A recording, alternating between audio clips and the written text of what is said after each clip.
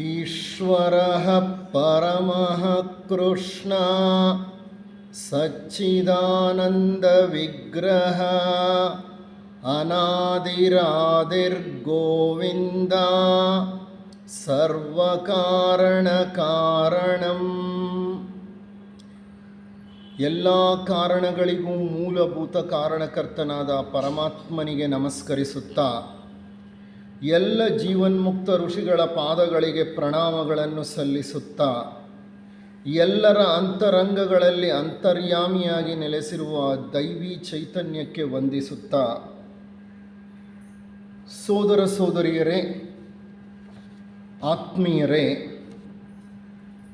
ನನ್ನ ಧ್ವನಿಪೆಟ್ಟಿಗೆ ಇವತ್ತು ಅಷ್ಟು ಸ್ಪಷ್ಟವಾಗಿ ಕೆಲಸ ಮಾಡ್ತಿಲ್ಲ. ಕಾರಣ ಜ್ವರ, ಗಂಟಲು ನೋವು, ಕೆಮ್ಮು ಎಲ್ಲ ಇತ್ತು ಕಳೆದ ವಾರ. ಹಾಗಾಗಿ ಕ್ಷಮಿಸಿ ಎಲ್ಲಾದರೂ ಧ್ವನಿ ಕುಸಿದು ಹೋದರೆ. ಸೃಷ್ಟಿಗೆ ಸಂಬಂಧಪಟ್ಟ ಹಾಗೆ ಒಂದು ಸರಣಿ ಉಪನ್ಯಾಸವನ್ನು ನಿಮಗೆ ಕಳೆದ 3 ತಿಂಗಳಿನಿಂದ ನೀಡ್ತಾ ಇದ್ದೇನೆ. ಇದು ಆ ಒಂದು ಸರಣಿಯ 4ನೆಯ ಉಪನ್ಯಾಸ. ಸೃಷ್ಟಿ ಅತ್ಯಂತ ಅದ್ಭುತವಾದಂತಹ ಪ್ರಕ್ರಿಯೆ. ಪ್ರಕೃತಿಯನ್ನು ವೀಕ್ಷಿಸಿದ್ದೇ ಆದರೆ ಆ ಸೃಷ್ಟಿಯ ಒಂದು ಸೌಂದರ್ಯವನ್ನು, ಅದ್ಭುತವನ್ನು, ಸೋಜಿಗವನ್ನು ಕಂಡು ನಾವು ಬೆರಗಾಗಿ ಬಿಡ್ತೇವೆ. ಹಾಗಾಗಿ ನಾವು ಈ ಪಟ್ಟಣಗಳಲ್ಲಿ, ನಗರಗಳಲ್ಲಿ ವಾಸ ಮಾಡ್ತಾ ಇರೋರು ರಜೆ ಸಿಕ್ಕಿದಾಗ ಏನು ಮಾಡ್ತೀವಿ, ಆದಷ್ಟು ದೂರ ಪ್ರಕೃತಿಯ ಆಂತರ್ಯದಲ್ಲಿರುವಂತಹ ಸುಂದರ ಪ್ರದೇಶಗಳನ್ನು ವೀಕ್ಷಿಸಲಿಕ್ಕೆ ಹೋಗ್ತೇವೆ. ಕಾರಣ ಏನೆಂದರೆ, ಸೃಷ್ಟಿಯ ಅದ್ಭುತವನ್ನು ಕಾಣಬೇಕಾದ್ರೆ ಪ್ರಕೃತಿಯ ಮಡಿಲನ್ನು ಸೇರಲೇಬೇಕು. ಈ ಕೃತಕವಾಗಿ ಕಟ್ಕೊಂಡಿರುವಂತಹ ನಗರಗಳಲ್ಲಿ, ಪಟ್ಟಣಗಳಲ್ಲಿ ಆ ಸೃಷ್ಟಿಯ ಸೌಂದರ್ಯ, ಅದರ ಒಂದು ಸೋಜಿಗ ನಮಗೆ ಹೆಚ್ಚಾಗಿ ಕಂಡುಬರುವುದಿಲ್ಲ. ಸೃಷ್ಟಿಗೆ ಸಂಬಂಧಿಸಿದಂತೆ ತತ್ವಶಾಸ್ತ್ರ ತನ್ನದೇ ಆದ ಒಂದು ವಿವರಣೆಯನ್ನು ನೀಡುತ್ತೆ. ಮತ ಧರ್ಮಗಳಲ್ಲಿ ಸೃಷ್ಟಿಗೆ ಸಂಬಂಧಪಟ್ಟ ಆಳ ರಹಸ್ಯಗಳಿಗೆ ಸಾಕಷ್ಟು ಪರಿಹಾರಗಳನ್ನು ಸೂಚಿಸಿದರೆ, ವಿಜ್ಞಾನ ಸಹ ಬಹಳಷ್ಟು ಸಂಶೋಧನೆಗಳನ್ನು ಮಾಡಿದೆ. ಇತ್ತೀಚೆಗಂತೂ ಸಂಶೋಧನೆಗಳ ಒಂದು ಗುಣಮಟ್ಟ, ಸಂಶೋಧನೆಗಳ ಒಂದು ಸಂಖ್ಯಾಮಟ್ಟ ಬಹಳ ಹೆಚ್ಚಾಗಿ ಹೋಗಿದೆ. ಅತ್ಯುನ್ನತವಾದಂಥ ಉಪಕರಣಗಳನ್ನು ಬಳಸಿ ಆಕಾಶದ ಎಲ್ಲ ಮೂಲೆಗಳನ್ನು ವಿಜ್ಞಾನಿಗಳು ಹುಡುಕ್ತಾ ಇದ್ದಾರೆ. ಸೃಷ್ಟಿಗೆ ಸಂಬಂಧಪಟ್ಟ ರಹಸ್ಯಗಳನ್ನು ಹೊರತೆಗೆಯಲಿಕ್ಕಾಗಿ. ಈ ಹಬಲ್ ಟೆಲಿಸ್ಕೋಪ್ ಅಂತ ಕೇಳಿರ್ಬೋದು ನೀವು.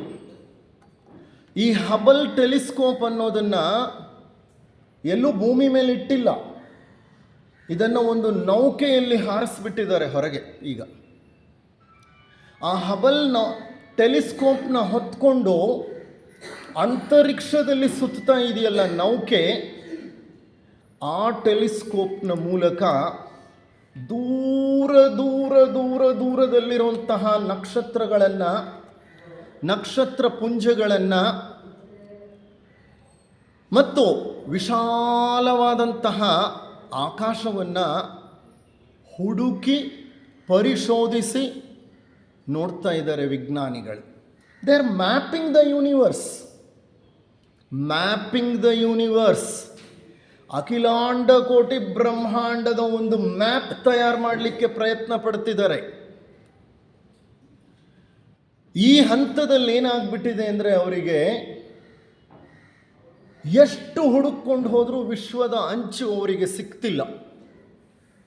The border of the cosmos is never being explored. ಎಷ್ಟು ವಿಶ್ವದ ತುದಿಗೆ ಹೋದರೂ ಅದರ ಆಚೆ ಮತ್ತಷ್ಟು ವಿಶ್ವವಿದೆ ಅನ್ನೋ ಪರಿಚಯ ಅವ್ರಿಗೆ ಆಗ್ತಿದೆ. ಅಂದರೆ ಹುಡುಕಿದಂತೆಲ್ಲ ಬೆಳೀತಾ ಇದೆ ಅದು. ಹಾಗಾಗಿ ಈ ವಿಶ್ವವನ್ನು 2 ಭಾಗ ಮಾಡಿಬಿಟ್ಟಿದ್ದಾರೆ ಅವರು. ಯಾವುದದು? Observable universe and non or unobservable universe. ವೀಕ್ಷಣೆಗೆ ಸಿಕ್ಕಿರುವ ವಿಶ್ವ, ವೀಕ್ಷಣೆಯ ಆಚೆ ಇರುವ ವಿಶ್ವ. ಹಿಂದೆ ಏನು ಹೇಳ್ತಿದ್ರಂದರೆ, ಸುಮಾರು 15,000 ಕೋಟಿ ವರ್ಷಗಳ ಹಿಂದೆ ಈ ವಿಶ್ವದ ಸೃಷ್ಟಿಯಾಯಿತು. ಅಲ್ಲಿಂದ ಇಲ್ಲಿವರೆಗೂ ವಿಶ್ವ ವಿಸ್ತಾರವಾಗಿ ಬೆಳೀತಾ ಇದೆ ಅನ್ನೋದು ಒಂದು ಅಭಿಪ್ರಾಯವಾಗಿತ್ತು. ಆದರೆ ಇತ್ತೀಚಿನ ವೈಜ್ಞಾನಿಕ ಸಂಶೋಧನೆಗಳು ಏನು ಹೇಳ್ತಿದೆ ಅಂದರೆ, ನೀವು ತಿಳ್ಕೊಂಡಿರುವಂತಹ ವಿಶ್ವ ಬಹಳ ಚಿಕ್ಕದು,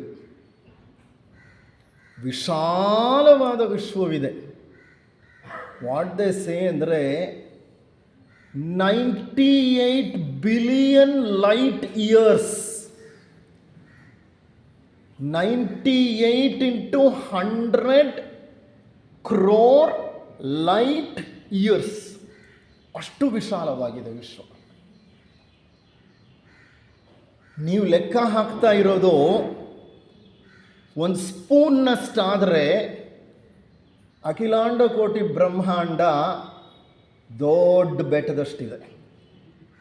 ಈ ಸ್ಪೂನ್ನ ನೋಡಿ ನೀವು ಇದೇ ಇಷ್ಟು ವಿಶಾಲ ಅಂತಿದ್ದೀರಿ, ಆದರೆ ನಿಮಗೆ ಆ ಬೆಟ್ಟದಷ್ಟು ವೈಶಾಲ್ಯತೆಯನ್ನು ಹೊಂದಿರೋ ವಿಶ್ವದ ಪರಿಚಯ ನಿಮಗೆ ಆಗಿಲ್ಲ ಅಂತ ವಿಜ್ಞಾನಿಗಳು ಸಹ ಅದನ್ನು ಒಪ್ಕೊಳ್ತಾ ಇದ್ದಾರೆ. ವಿಶ್ವದ ವೈಶಾಲ್ಯವನ್ನು ಬಿಡಿ, ನಮ್ಮ ಸೌರವ್ಯೂಹವನ್ನೇ ನಾವು ಅರ್ಥ ಮಾಡ್ಕೊಂಡಿಲ್ಲ. 9 ಗ್ರಹಗಳಿದೆ ಅಂತ ಹೇಳ್ತೀವಲ್ಲ, ಈ 9 ಗ್ರಹಗಳಲ್ಲಿ ಕೊನೆ ಗ್ರಹ ಪ್ಲೂಟೋ ಅಂತ ಕೇಳಿರ್ಬೋದು ನೀವು. Mercury, Venus, Earth, Mars, Jupiter, Saturn, Uranus, Neptune, Pluto. Pluto ಬಹಳ ದೂರದಲ್ಲಿದೆ ಸೂರ್ಯನಿಗೆ. ನೆಪ್ಚ್ಯೂನ್ಗೂ ಪ್ಲೂಟೋಗೂ ಬಹಳ ಬಹಳ ಬಹಳ ವಿಶಾಲವಾದಂತಹ ಸ್ಥಳ ಇದೆ. ಅಷ್ಟು ದೂರದಲ್ಲಿರುವಂಥ ಪ್ಲೂಟೋ ನಮ್ಮ ಸೌರವ್ಯೂಹದ ಗ್ರಹವೇ ಅಲ್ಲ. ಅದು it is a wandering planet. Wandering planet ಅಂದರೆ ಅಲದಾಡ್ತಾ ಇರೋ ಗ್ರಹ ಅದು. ಬಹಳಷ್ಟು ಗ್ರಹಗಳು ಸೂರ್ಯನ ಸುತ್ತಲೂ ಸುತ್ತಾ ಇರ್ತವೆ. ಅಂದರೆ ಗ್ರಹಗಳಿಗೆ ತಮ್ಮದೇ ಆದ ಸೂರ್ಯ ಇರುತ್ತೆ. ನಮಗೆ ಸೂರ್ಯ ನಮ್ಮ ನಕ್ಷತ್ರ, ಸೌರಬ್ರಹ್ಮಾಂಡೇಶ್ವರ, ನಮ್ಮ 9 ಗ್ರಹಗಳು ಆ ಸೂರ್ಯನ ಸುತ್ತಲೂ ಸುತ್ತಾ ಇದೆ. ಈ ಥರ ಸೂರ್ಯರು ಕೋಟಿ ಕೋಟಿ ಕೋಟಿ ಕೋಟಿ ಕೋಟಿ ಇದ್ದಾರೆ. ಲೆಕ್ಕವಿಲ್ಲದಷ್ಟು trillions of stars are there. Unimaginable and you can never measure immeasurable. ಬರೀ ನಮ್ಮ ಕ್ಷೀರಪಥದಲ್ಲೇ 400 ಬಿಲಿಯನ್ ಸ್ಟಾರ್ಗಳಿದೆ. 400 into 100 ಅಂತ ಅಂದರೆ 40,000 ಕೋಟಿ ನಕ್ಷತ್ರಗಳು ನಾವು ವಾಸ ಮಾಡ್ತಾ ಇರೋ ಮಿಲ್ಕಿ ವೇನಲ್ಲಿದೆ.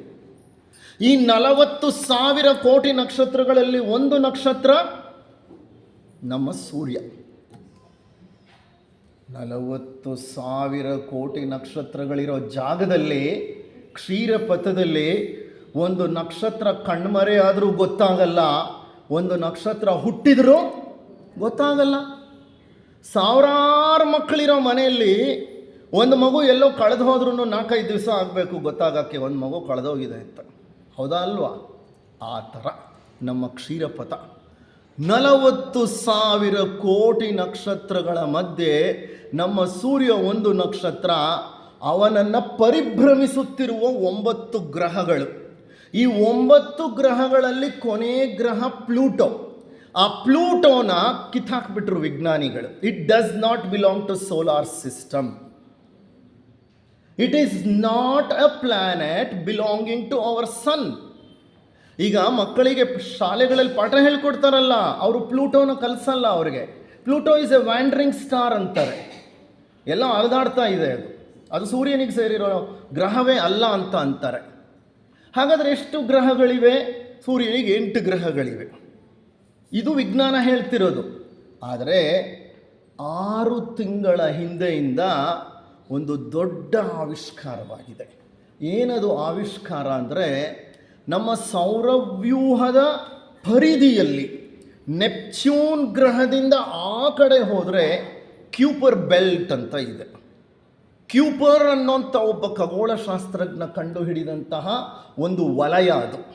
ಆ ಕ್ಯೂಪರ್ ಬೆಲ್ಟಲ್ಲಿ ಬಹಳಷ್ಟು ಮಂಜುಗಡ್ಡೆಗಳಿವೆ. ಧೂಮಕೇತುಗಳು ಹುಟ್ಟೋದು ಕ್ಯೂಪರ್ ಬೆಲ್ಟಲ್ಲೇ. ಆ ಕ್ಯೂಪರ್ ಬೆಲ್ಟಿಂದ ಹುಟ್ಟಿ ಆ ಧೂಮಕೇತುಗಳು ಸೌರವ್ಯೂಹದ ಒಳಗೆ ನುಗ್ಗುತ್ತವೆ. ಸೂರ್ಯನ ಸುತ್ತಲೂ ಸುತ್ತಕೊಂಡು ಮತ್ತೆ ಕ್ಯೂಪರ್ ಬೆಲ್ಟ್ಗೆ ಹೋಗುತ್ತೆ. ಸೂರ್ಯನ ಹತ್ರ ಹೋಗ್ತಾ ಹೋಗ್ತಾ ಧೂಮಕೇತುವಿನ ಬಾಲ ಚಿಕ್ಕದಾಗುತ್ತೆ. ಕಾರಣ ಧೂಮಕೇತುಗಳು ಮಂಜುಗಡ್ಡೆಗಳಿಂದ ಮಾಡಲ್ಪಟ್ಟಿರೋದು. ಸೂರ್ಯನಿಗೆ ಹತ್ತಿರ ಹೋಗ್ತಾ ಇದ್ದ ಹಾಗೆ ಶಾಖದಿಂದ ಏನಾಗುತ್ತೆ, ಆ ನೀರು ಆವಿಯಾಗಿ ಹೋಗುತ್ತೆ. ಸೂರ್ಯನ ಹತ್ರ ಹೋದಾಗ ಬಾಲ ತುಂಬ ಚಿಕ್ಕದಾಗಿರುತ್ತೆ ಧೂಮಕೇತುವಿಗೆ. ಮತ್ತೆ ವಾಪಸ್ ಅದು ಕ್ಯೂಪರ್ ಬೆಲ್ಟ್ಗೆ ಹೋಗುತ್ತೆ. ನೆಪ್ಚ್ಯೂನ್, ಪ್ಲೂಟೋ ಆಚೆ ಆ ಕ್ಯೂಪರ್ ಬೆಲ್ಟ್ಗೆ ಹೋಗೋ ಹೊತ್ತಿಗೆ ಮತ್ತೆ ಉದ್ದ ಬಾಲ ಆಗೋಗಿರುತ್ತೆ ಧೂಮಕೇತುವಿಗೆ. ಇಂಥ ಧೂಮಕೇತುಗಳು ಸಾವಿರಾರಿದೆ. ಪ್ರತಿ ವರ್ಷ ನಮ್ಮ ಭೂಮಿಗೆ ಹತ್ತಿರದಲ್ಲಿ 100 ಧೂಮಕೇತುಗಳು ಹೋಗ್ತಾ ಇರ್ತವೆ. ನಮ್ಮ ಕಣ್ಣಿಗೆ ಕಾಣಲ್ಲ, ನಮ್ಗೆ ಆಸಕ್ತಿನೂ ಇಲ್ಲ. ಆಸಕ್ತಿ ಇರೋರು ನೋಡ್ತಾ ಇರ್ತಾರೆ. ಎಲ್ಲೋ ಅಪರೂಪಕ್ಕೆ ಹ್ಯಾಲಿಸ್ ಕಾಮೆಟ್ ಅಂತ 76 ವರ್ಷಕ್ಕೊಮ್ಮೆ ನಮ್ಮ ಭೂಮಿ ಹತ್ತಿರ ಬರುತ್ತೆ. ಅದು ಬಹಳ ದೊಡ್ಡ ಧೂಮಕೇತು, ಬರೀ ಕಣ್ಣಲ್ಲೇ ಕಾಣುತ್ತದೆ, ಬರೀ ಕಣ್ಣಿಗೆ ಕಾಣುತ್ತೆ. ಇರಲಿ, ಇಂಥ ಕ್ಯೂಪರ್ ಬೆಲ್ಟನ್ನು ದಾಟಿ ಆ ಕಡೆ ಎಷ್ಟು ದೊಡ್ಡ ಗ್ರಹ ಒಂದು ಕಂಡು ಹಿಡಿದಿದ್ದಾರೆ ಅಂದರೆ ವಿಜ್ಞಾನಿಗಳು 6 ತಿಂಗಳಿಂದ ಇದರ ಬಗ್ಗೆ ಮಾತುಕತೆ ನಡೀತಾ ಇದೆ. ಭೂಮಿಗಿಂತ ಹೆಚ್ಚು ಕಡಿಮೆ 8ರಷ್ಟು ದೊಡ್ಡದಾದಂಥ ಒಂದು ಗ್ರಹವನ್ನು ಕಂಡುಹಿಡಿದಿದ್ದಾರೆ. ಅದನ್ನು ಕಂಡುಹಿಡಿದಿರೋದು ಯಾವಾಗ? ಕಳೆದ 6 ತಿಂಗಳಿನಿಂದ. ಹಲವಾರು ಪ್ರದೇಶಗಳಲ್ಲಿರುವ ದೂರದರ್ಶಕಗಳ ಮೂಲಕ ಆ ಒಂದು ಡೈರೆಕ್ಷನ್ನಲ್ಲಿ, ಆ ಒಂದು ಮೆರಿಡಿಯನ್ ಲೈನ್ಗಳಲ್ಲಿ ಟೆಲಿಸ್ಕೋಪ್ಗಳನ್ನು ಫೋಕಸ್ ಮಾಡಿ, ಇದೇ ಅಲ್ಲಿ ಗ್ರಹ, ಅದು ನಮ್ಮ ಸೂರ್ಯನ ಗುರುತ್ವಾಕರ್ಷಣೆಗೆ ಸಿಲುಕಿ ಸೂರ್ಯನ ಸುತ್ತಲೂ ಸುತ್ತಾ ಇರೋಂಥ ಒಂದು ಗ್ರಹ ಅಂತ ಇತ್ತೀಚೆಗೆ ಕಂಡು ಹಿಡಿತಿದ್ದಾರೆ. ಇದರ ಅರ್ಥ ಏನು ಅಂದರೆ, ನಾವಿರೋ ಸೌರವ್ಯೂಹದ ಪರಿಚಯವೇ ನಮಗಿನ್ನೂ ಸರಿಯಾಗಿ ಆಗಿಲ್ಲ. ಯಾವುದನ್ನೋ ಗ್ರಹ ಅಂತ ಹೇಳ್ತೀವಿ, ಅದು ನಮ್ಮದಲ್ಲ ಗ್ರಹ ಅಂತೀವಿ, ಮತ್ತಿನ್ಯಾವುದೋ ಒಂದು ಹೊಸ ಗ್ರಹವನ್ನು ಕಂಡು ಹಿಡಿತೀವಿ. ಇದಲ್ಲದೆ ಲಕ್ಷಾಂತರ ಕ್ಷುದ್ರ ಗ್ರಹಗಳಿವೆ ನಮ್ಮ ಸೌರವ್ಯೂಹದಲ್ಲಿ. ಕ್ಷುದ್ರ ಗ್ರಹಗಳು ಅಂದರೆ ಅಸ್ಟಿರಾಯ್ಡ್ಸ್ ಅಂತ ಹೇಳ್ತೇವೆ. ಈ ಕ್ಷುದ್ರ ಗ್ರಹಗಳು ಮಂಗಳದ ಆಚೆ ಗುರುವಿಗಿಂತ ಮೊದಲು ಬೇಕಾದಷ್ಟು ಹರಡ್ಕೊಂಡಿದ್ದಾವೆ. ಆ ಕ್ಷುದ್ರ ಗ್ರಹಗಳು ಯಾವಾಗಲಾದರೂ ತಮ್ಮ ವಲಯವನ್ನು ಭೇದಿಸಿ ಭೂಮಿಯ ಕಡೆ ನುಗ್ಗಿ ಬಂದುಬಿಡ್ತವೆ. ಅಂಥ ಒಂದು ದೊಡ್ಡ ಕ್ಷುದ್ರ ಗ್ರಹ ಭೂಮಿಗೆ ಅಪ್ಪಳಿಸಿದಾಗಲೇ ನಮ್ಮ ಡೈನೋಸಾರ್ಗಳ ವಂಶ ನಿರ್ವಂಶವಾಗೋಯ್ತು. ಯಾವಾಗ? ಸುಮಾರು ಮಿಲಿಯನ್ ವರ್ಷಗಳ ಹಿಂದೆ ದೊಡ್ಡ ದೊಡ್ಡ ಗಾತ್ರದ ಇತ್ತಲ್ಲ, ಆ ಡೈನೋಸಾರ್ಗಳು ಸಾಯಲಿಕ್ಕೆ ಕಾರಣ ಒಂದು ದೊಡ್ಡ ಕ್ಷುದ್ರ ಗ್ರಹ ತನ್ನ ವಲಯವನ್ನು ಬಿಟ್ಟು ಒಳನುಗ್ಗಿ ಭೂಮಿಯ ಗುರುತ್ವಾಕರ್ಷಣೆಗೆ ಸಿಲುಕಿ ವೇಗವಾಗಿ ಧಾವಿಸಿ ಬಂದು ಭೂಮಿಯ ಮೇಲೆ ಸೈಬೀರಿಯಾ ದೇಶದಲ್ಲಿ, ಈಗಲೂ ಅದು ಗುರುತಿದೆ, ಅಲ್ಲಿ ಬಂದು ಬಿತ್ತು. ಅಂಥ ದೊಡ್ಡ ಕ್ಷುದ್ರ ಗ್ರಹ ನಮ್ಮ ಭೂಮಿಗೆ ಡಿಕ್ಕಿ ಹೊಡೆದ ತಕ್ಷಣ ಎಷ್ಟೋ ದಿನಗಳ ಕಾಲ ಭೂಮಿ ಸುತ್ತಲೂ ಧೂಳು, ಮಣ್ಣು ಮತ್ತು ವಿಕಿರಣಗಳು ಕವಿದಿತ್ತು. ಹಗಲಿನಲ್ಲಿ ಕತ್ತಲೆ, ಸೂರ್ಯನ ಬೆಳಕೆ ಕಂಡಿಲ್ಲ ಎಷ್ಟೋ ದಿನಗಳ ಕಾಲ. ಆ ನಂತರ ಎಷ್ಟೋ ದಿನಗಳ ಕಾಲ ಬರೀ ಮಳೆ ಬರ್ತಾ ಇತ್ತು ಭೂಮಿ ಮೇಲೆ. ಇದೆಲ್ಲ ಆಗೋ ಹೊತ್ತಿಗೆ ಡೈನೋಸಾರ್ಗಳು ನಿರ್ವಂಶವಾಗಿ ಹೋಯಿತು. ಸಾ ಬಹಳಷ್ಟು ಜೀವಿಗಳು ಸತ್ತೋದವು. That is called as mass extinction ಅಂತ ಹೇಳ್ತಾರೆ. ಮಾಸ್ ಎಕ್ಸ್ಟಿಂಕ್ಷನ್ ಅಂತಂದರೆ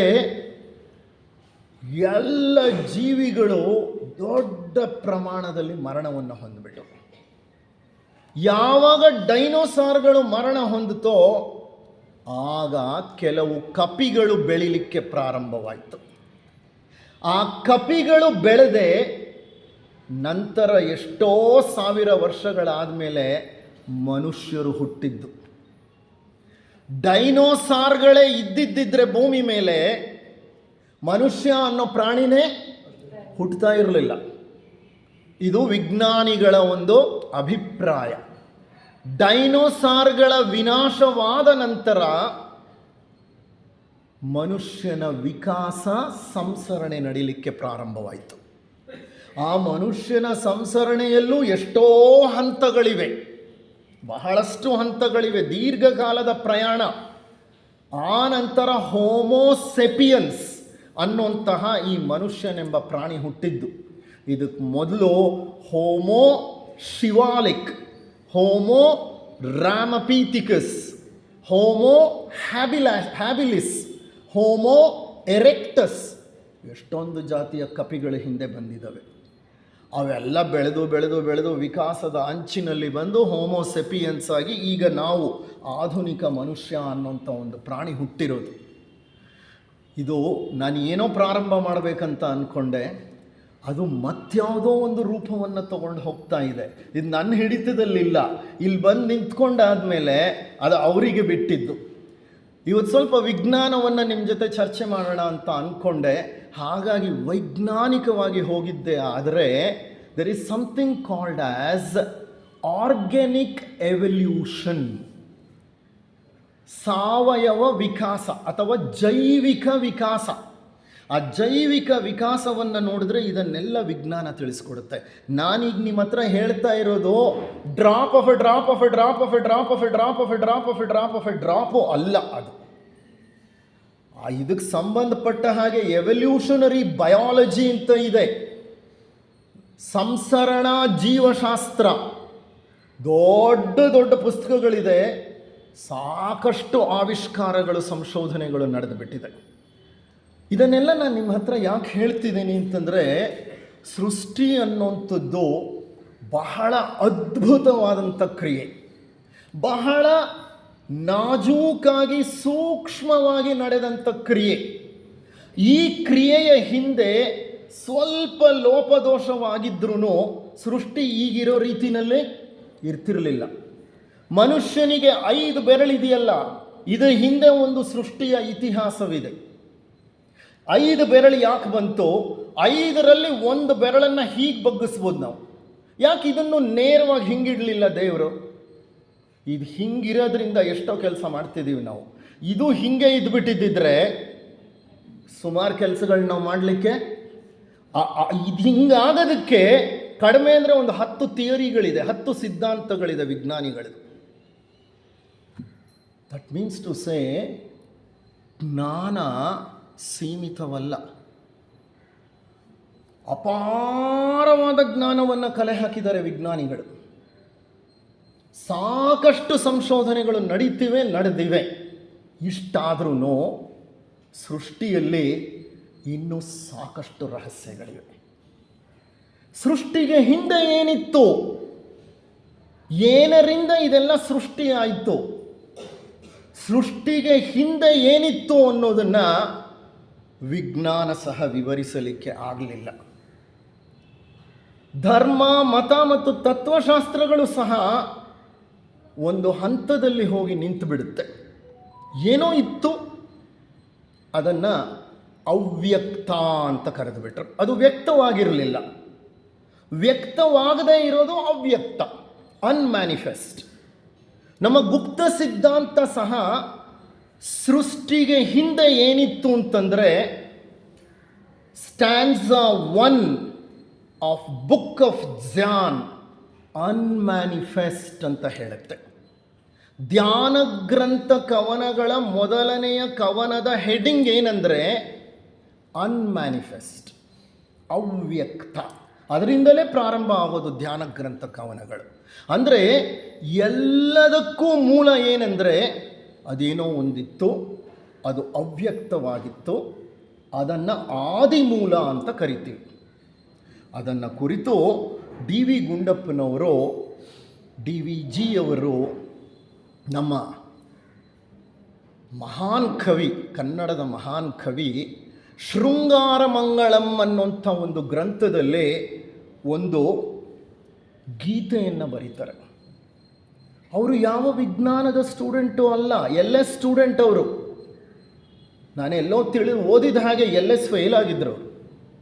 ಆದರೆ ಅವರು ಬರೆದಿರೋಂತಹ ಸೃಷ್ಟಿಗೆ ಸಂಬಂಧಪಟ್ಟ ಆ ಗೀತೆಯಲ್ಲಿ ವಿಜ್ಞಾನ, ತತ್ವಶಾಸ್ತ್ರ, ನಮ್ಮ ಮತ, ಧರ್ಮ ಎಲ್ಲವೂ ಅಡಗಿದೆ. ಆ ಗೀತೆಯನ್ನು ನಿಮ್ಮೊಡನೆ ಹಂಚ್ಕೊಳ್ತೀನಿ. ಅವ್ರು ಹೇಳ್ತಾರೆ, ಏನು ಮೊದಲೆಲ್ಲಕಂ, ಮೊದಲಿದ್ದುದೇನು?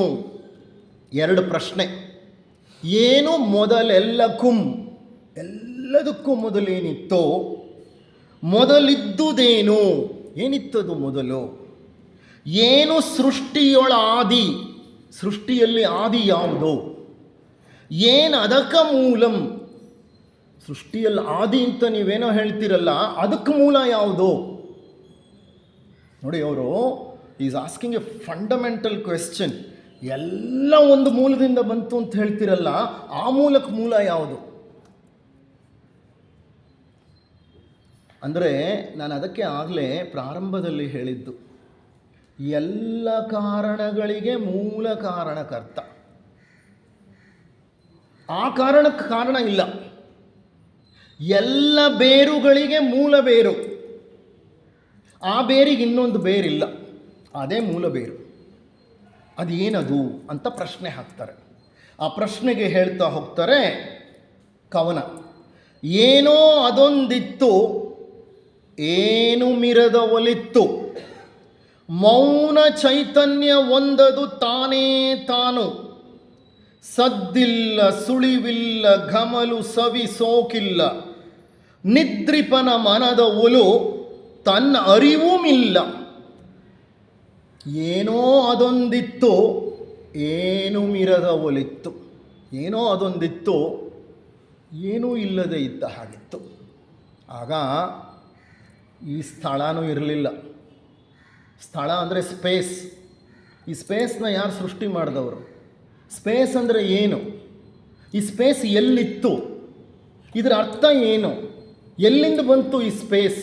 ಈಗ ನಾವೆಲ್ಲ ಇಲ್ಲಿ ಕುಳಿತಿದ್ದೀವಲ್ಲ, ಇದೆಲ್ಲ ವಿಶಾಲವಾದ ಆಕಾಶವೇ ಅಲ್ವಾ? ಸುತ್ತಲೂ ಇರೋದು ಆಕಾಶ ಅಂದರೆ ಮೇಲಿರೋದು ಮಾತ್ರ ಅಂತ ತಿಳ್ಕೊಬೇಡಿ. ಅಂತರಿಕ್ಷ, ಬಯಲು. ಈ ಬಯಲು ಎಲ್ಲಿತ್ತು? ಇದಕ್ಕೆ ಮೂಲ ಎಲ್ಲಿ? ಯಾವುದರಿಂದ ಬಂತು ಈ ಬಯಲು? What is the origin of space? What is the origin of time? ಕಾಲ ಎಲ್ಲಿಂದ ಬಂತು? ಈ ಬಯಲು ಎಲ್ಲಿಂದ ಬಂತು? ಈ ವಸ್ತು ಎಲ್ಲಿಂದ ಬಂತು? ಈ ಶಕ್ತಿ ಎಲ್ಲಿಂದ ಬಂತು? Mass, energy, space, time. These are the 4 dimensions of physical universe. ಭೌತ ಜಗತ್ತಿನ 4 ಆಯಾಮಗಳು: ಮ್ಯಾಟರ್ ಅಂದರೆ ಪದಾರ್ಥ, ಶಕ್ತಿ ಎನರ್ಜಿ, ಸ್ಪೇಸ್ ಬಯಲು, ಟೈಮ್ ಸಮಯ. ಇವು ಯಾವುದು ಇಲ್ಲೇ ಇರಲಿಲ್ವಂತೆ. Imagine a universe or imagine the origin of universe where nothing of this kind was there. ಹಾಗಾದರೆ ಏನಿತ್ತು?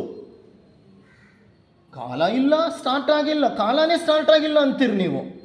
The dimension called time had not originated, it was timeless R beyond time. Space ಇಲ್ಲ ಅಂತೀರಿ, ಅಂದರೆ ಏನಿತ್ತು? ಸ್ಪೇಸೇ ಇಲ್ಲ ಅಂದರೆ ನಾವು ಜಗತ್ತನ್ನು ಊಹೆ ಮಾಡ್ಕೊಳ್ಳಿಕ್ಕೂ ನಮಗೆ ಸಾಧ್ಯ ಇದೆಯಾ? ಬಯಲೇ ಇಲ್ಲ ಅಂತಂದರೆ ಜಗತ್ತನ್ನು ನಾನು ಹೇಗೆ ಊಹೆ ಮಾಡಿಕೊಳ್ಳಿ? ನಾನು ಕಾಣ್ತಿರೋ ಜಗತ್ತೇ ಬೇರೆ, ಆದರೆ ಈ ಜಗತ್ತಿನ ಮೂಲವೇ ಬೇರೆ. ಪದಾರ್ಥವೇ ಇಲ್ಲ. No carbon, no hydrogen, no oxygen, no manganese, no magnesium, no boron, no chromium, no cobalt. ಯಾವ ಮೂಲಧಾತುಗಳು ಇರಲಿಲ್ಲ. ವಸ್ತುನೇ ಇರಲಿಲ್ಲ. ವಸ್ತು ಅನ್ನೋದೇ ಗೊತ್ತಿರಲಿಲ್ಲ. ಅದೂ ಇಲ್ಲ. ಶಕ್ತಿನೂ ಇಲ್ಲ. No energy. ಈ 4 ಆಯಾಮಗಳು ಇಲ್ಲದೆ ಇರುವಂತಹ ಒಂದು ಆದಿ ಮೂಲವನ್ನು ನಮ್ಮ ಬುಕ್ ಆಫ್ ಜಾನ್ ಹೇಳುತ್ತಲ್ಲ, ಅನ್ಮ್ಯಾನಿಫೆಸ್ಟ್ನ, ಅದನ್ನು ನಾವು ಕಲ್ಪಿಸಿಕೊಳ್ಳಲಿಕ್ಕೂ ಸಾಧ್ಯವಿಲ್ಲ. Book of Dzyan begins with the first stanza called unmanifest, ಅವ್ಯಕ್ತ. ಆ ಅವ್ಯಕ್ತದಲ್ಲಿ ಏನಿತ್ತು? No one nose.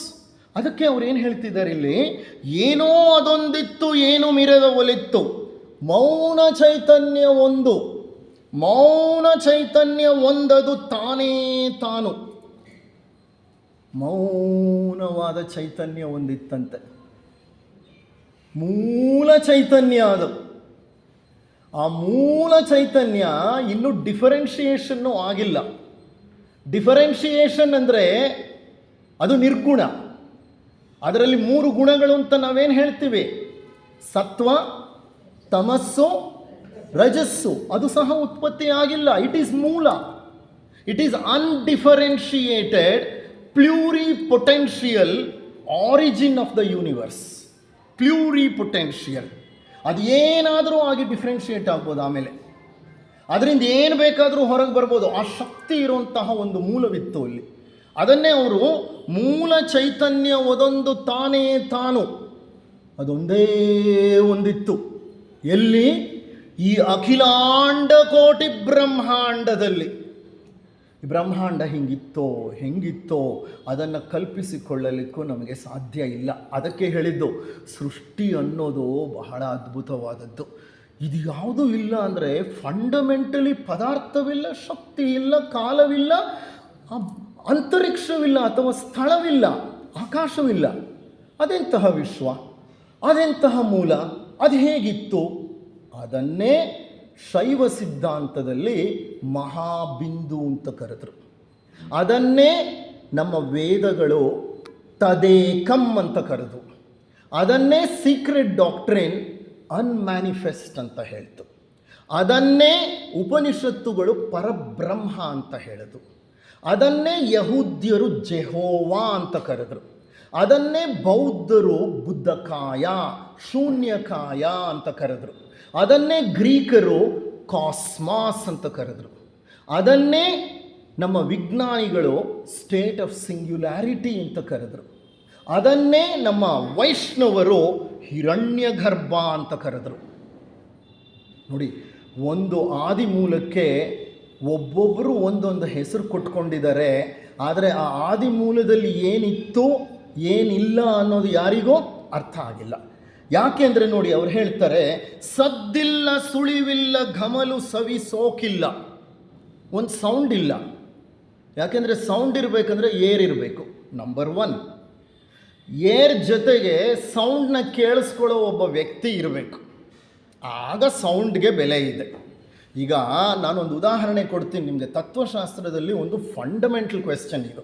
ಫಿಲಾಸಫಿಯಲ್ಲಿ ಬಾರ್ಕ್ಲೆ ಯೂನಿವರ್ಸಿಟಿಯಲ್ಲಿ ಒಬ್ಬ ಪ್ರೊಫೆಸರ್ ಈ ಒಂದು ಪ್ರಶ್ನೆಯನ್ನು ಕೇಳ್ತಾರೆ ತಮ್ಮ ವಿದ್ಯಾರ್ಥಿಗಳ ಮುಂದೆ. ದೂರದಲ್ಲಿ ಒಂದು ದ್ವೀಪ ಇದೆ, ಬಹಳ ದೂರ. ಆ ದ್ವೀಪದಲ್ಲಿ ಜೋರು ಮಳೆ ಬರುತ್ತೆ, ಗುಡುಗು, ಸಿಡಿಲು. ದೊಡ್ಡ ಒಂದು ಹೆಮ್ಮರ ಮಿಂಚು ಅದರ ಬುಡಕ್ಕೆ ಹೊಡೆದು ಅದು ಮುರಿದು ಬೀಳುತ್ತೆ. ಅದು ಕೆಳಗೆ ಬಿದ್ದಾಗ ಶಬ್ದ ಬರುತ್ತಾ ಅಂತ ಅವ್ರ ಪ್ರಶ್ನೆ ಕೇಳಿದ್ರು. ಅಷ್ಟೇ, ಅಲ್ಲಿಗೆ ನಿಲ್ಲಿಸ್ಬಿಟ್ರು. ಇದು ಪ್ರೊಫೆಸರ್ಗಳ ಕತೆ. ಸಾಮಾನ್ಯವಾಗಿ ಪ್ರಾಧ್ಯಾಪಕರೆಲ್ಲ ಈ ರೀತಿ ಒಂದು ವಿಸ್ಮಯಕರವಾದ ಪ್ರಶ್ನೆಯನ್ನು ಕೇಳಿ ಸುಮ್ಮನೆ ಕೂತ್ಬಿಡ್ತಾರೆ. ಈಗ ಇದಕ್ಕೆ ಉತ್ತರ ಕೊಡಬೇಕಾಗಿರೋದು ಯಾರೋ? ಶಿಷ್ಯರು. ಶಿಷ್ಯರಿಗೆ ಅರ್ಥ ಆಗಲಿಲ್ಲ. ಮರ ಬಿದ್ದರೆ ಸೌಂಡ್ ಬರೋದಿಲ್ವಾ? ಬಂದೇ ಬರುತ್ತೆ, ಬರಲೇಬೇಕು. ಹೌದಾ ಅಲ್ವಾ? ಇಲ್ಲೊಂದು ಗುಂಡು ಪಿನ್ ಕೆಳಗೆ ಹಾಕಿದ್ರೆ ಸೌಂಡ್ ಬರುತ್ತೆ ಸೈಲೆಂಟಾಗಿದ್ದರೆ. ಅಂಥದ್ರಲ್ಲಿ ದೊಡ್ಡ ಮರ ಬಿದ್ದರೆ ಸೌಂಡ್ ಬರೋದಿಲ್ವಾ? ಬಂದೇ ಬರುತ್ತೆ ಅನ್ನೋದು ಉತ್ತರ ಆಗಿತ್ತು. ಆಗ ಅವ್ರು ಹೇಳಿದ್ರು, ಪ್ರೊಫೆಸರ್ ಕೊನೆಯಲ್ಲಿ, ಹೌದು, ಶಬ್ದ ಅಂದರೆ ಏನು ಅಂತ ಕೇಳಿದರು. ಶಬ್ದ ಅಂದರೆ ಯಾವುದಾದ್ರೂ ಒಂದು ವಸ್ತು ಕಂಪನಗಳಿಂದ ಅಲೆಗಳನ್ನು ಸೃಷ್ಟಿ ಮಾಡುತ್ತೆ. ಆ ಅಲೆಗಳು ತರಂಗಗಳಾಗಿ ಏನಾಗುತ್ತೆ, ಗಾಳಿಯಲ್ಲಿ ಹರಿದು ಬರುತ್ತೆ. ಹರಿದು ಬಂದ ತರಂಗಗಳನ್ನು ನನ್ನ ಕಿವಿಯಲ್ಲಿರೋ ತಮಟೆ, ಇಯರ್ ಡ್ರಮ್ ಸ್ವೀಕರಿಸುತ್ತೆ. ಸ್ವೀಕರಿಸಿದ ಕಂಪನಗಳನ್ನು ಅದು ನರದ ಮೂಲಕ ಏನು ಮಾಡುತ್ತೆ, ಮೆದುಳಿಗೆ ಕಳಿಸುತ್ತೆ. ಮೆದುಳು ಅದು ಸುಶ್ರಾವ್ಯವಾದ ಸಂಗೀತನ ಅಥವಾ ಗದ್ಗದಿತವಾದಂಥ ಆಲಾಪವ ಅದು ಹೇಳುತ್ತೆ. ನೋಡಿ ಎಷ್ಟು ಕೆಲಸ ನಡಿಬೇಕು. ಒಂದು ಶಬ್ದನ ನಾವು ಕೇಳಿಸ್ಕೊಂಡು ಅದನ್ನು ಅರ್ಥೈಸ್ಬೇಕಂದ್ರೆ, ನಾನಿಲ್ಲಿ ಮಾತನಾಡ್ತಿದ್ದೀನಿ, ನೀವಲ್ಲಿ ಕೇಳ್ತಾ ಇದ್ದೀರಿ. ಇದು ಕ್ಷಣ ಮಾತ್ರದಲ್ಲಿ, ಕ್ಷಣ ಅಲ್ಲ, ಸ್ಪ್ಲಿಟ್ ಸೆಕೆಂಡಲ್ಲಿ ನಡೆದು ಹೋಗ್ತಾ ಇದೆ. ನಿಮ್ಗೆ ಶಬ್ದ ಕೇಳಿಸ್ತಾ ಇದೆ. ಈಗ ಇಮ್ಯಾಜಿನ್ ಮಾಡ್ಕೊಳ್ಳಿ, ಈ ಈ ಈ ಜಗತ್ತಿನಲ್ಲಿ ಇಲ್ಲಿ ಯಾರೂ ಇಲ್ಲ. ಇಲ್ಲಿ ಸುಮಾರು ಹೆಚ್ಚು ಕಡಿಮೆ 1 ಕಿಲೋಮೀಟರ್ ಅಷ್ಟು ದೂರ ಯಾರೂ ಇಲ್ಲ. ನಾನಿಲ್ಲಿ ನಿಂತ್ಕೊಂಡು ಲೆಕ್ಚರ್ ಮಾಡ್ತಲೇ ಇದ್ದೀನಿ. ಶಬ್ದ ಬಂತ? ಶಬ್ದ ಬರಲಿಲ್ಲ. ಶಬ್ದ ತರಂಗ ಬಂತು ಅಷ್ಟೆ. ಆ ತರಂಗಕ್ಕೆ ಶಬ್ದ ಅನ್ನೋ ಅರ್ಥ ಬರಬೇಕಂದ್ರೆ ಯಾರಿರಬೇಕು? ಕೇಳಿಸ್ಕೊಳ್ಳೋ ಒಬ್ಬ ವ್ಯಕ್ತಿ ಇರಬೇಕು. ವ್ಯಕ್ತಿ ಇದ್ದರೆ ಸೌಂಡ್ ವೇವ್ ಬಿಕಮ್ಸ್ ಸೌಂಡ್. ಅರ್ಥ ಆಗ್ತಿದೆಯಾ ನಾ ಹೇಳ್ತಿರೋದು?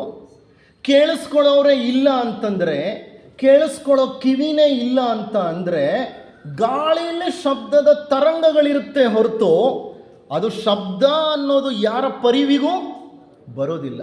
ಹಾಗಾದರೆ ಈ ಜಗತ್ತು ಅನ್ನೋದು ಅರ್ಥ ಆಗಬೇಕಂದ್ರೆ ನಮ್ಮಂತಹ ಮನುಷ್ಯರು ಅಥವಾ ಜೀವಿಗಳು ಇರಬೇಕು. ಜೀವಿಗಳಿಲ್ಲ ಅಂತ ಅಂದರೆ, ಈ ಸೆನ್ಸರಿ ಪರ್ಸೆಪ್ಷನ್ಸ್ನ ರಿಸೀವ್ ಮಾಡೋರೇ ಇಲ್ಲ ಅಂದರೆ, that particular thing cannot be felt or experienced. ಅದನ್ನು ಅನುಭವಿಸಲಿಕ್ಕೆ ಸಾಧ್ಯವೇ ಇಲ್ಲ. ಅವರು ಆ ಪ್ರಶ್ನೆ ಇಷ್ಟೇ ಹೇಳಿದ್ದು, ಶಬ್ದ ಯಾವ ರೀತಿ ಬರುತ್ತೆ. ಅವರೆಲ್ಲ ಎಕ್ಸ್ಪ್ಲೈನ್ ಮಾಡಿದ್ರು ಹುಡುಗರು. ಹಾಗಾದರೆ ಆ ದ್ವೀಪದಲ್ಲಿ ಯಾವುದೂ ಜೀವಿಯೇ ಬದುಕಿಲ್ಲ. ಹಾಗಾದರೆ ಶಬ್ದಗಳಿದೆಯಾ? ಅಲ್ಲೇ ಶಬ್ದಗಳ ತರಂಗಗಳಿದೆಯಾ? ಬರೀ ತರಂಗಗಳಿದೆ. ತರಂಗಗಳಿಗೆ ಅರ್ಥ ಬರಬೇಕಂತಂದರೆ ಅಲ್ಲಿ ಯಾರು ಇರಬೇಕಾಗತ್ತೆ? ಇನ್ನೊಂದು ಕೇಳಿಸ್ಕೊಳ್ಳೋ ಜೀವಿ ಇರಬೇಕಾಗತ್ತೆ. ಇಲ್ಲ ಅಂದರೆ no perception becomes meaningful. No sensory organs are existing ಅಂತ ಅಂದರೆ, ಸೆನ್ಸ್ ಆರ್ಗನ್ಸೇ ಇಲ್ಲ ಅಂತಂದರೆ ಈ ಜಗತ್ತಿಗೆ ಅರ್ಥವೇ ಇಲ್ಲ. ನಾವು ನೋಡ್ತಿರೋ ಜಗತ್ತಿಗೆ ಅರ್ಥ ಇಲ್ಲ.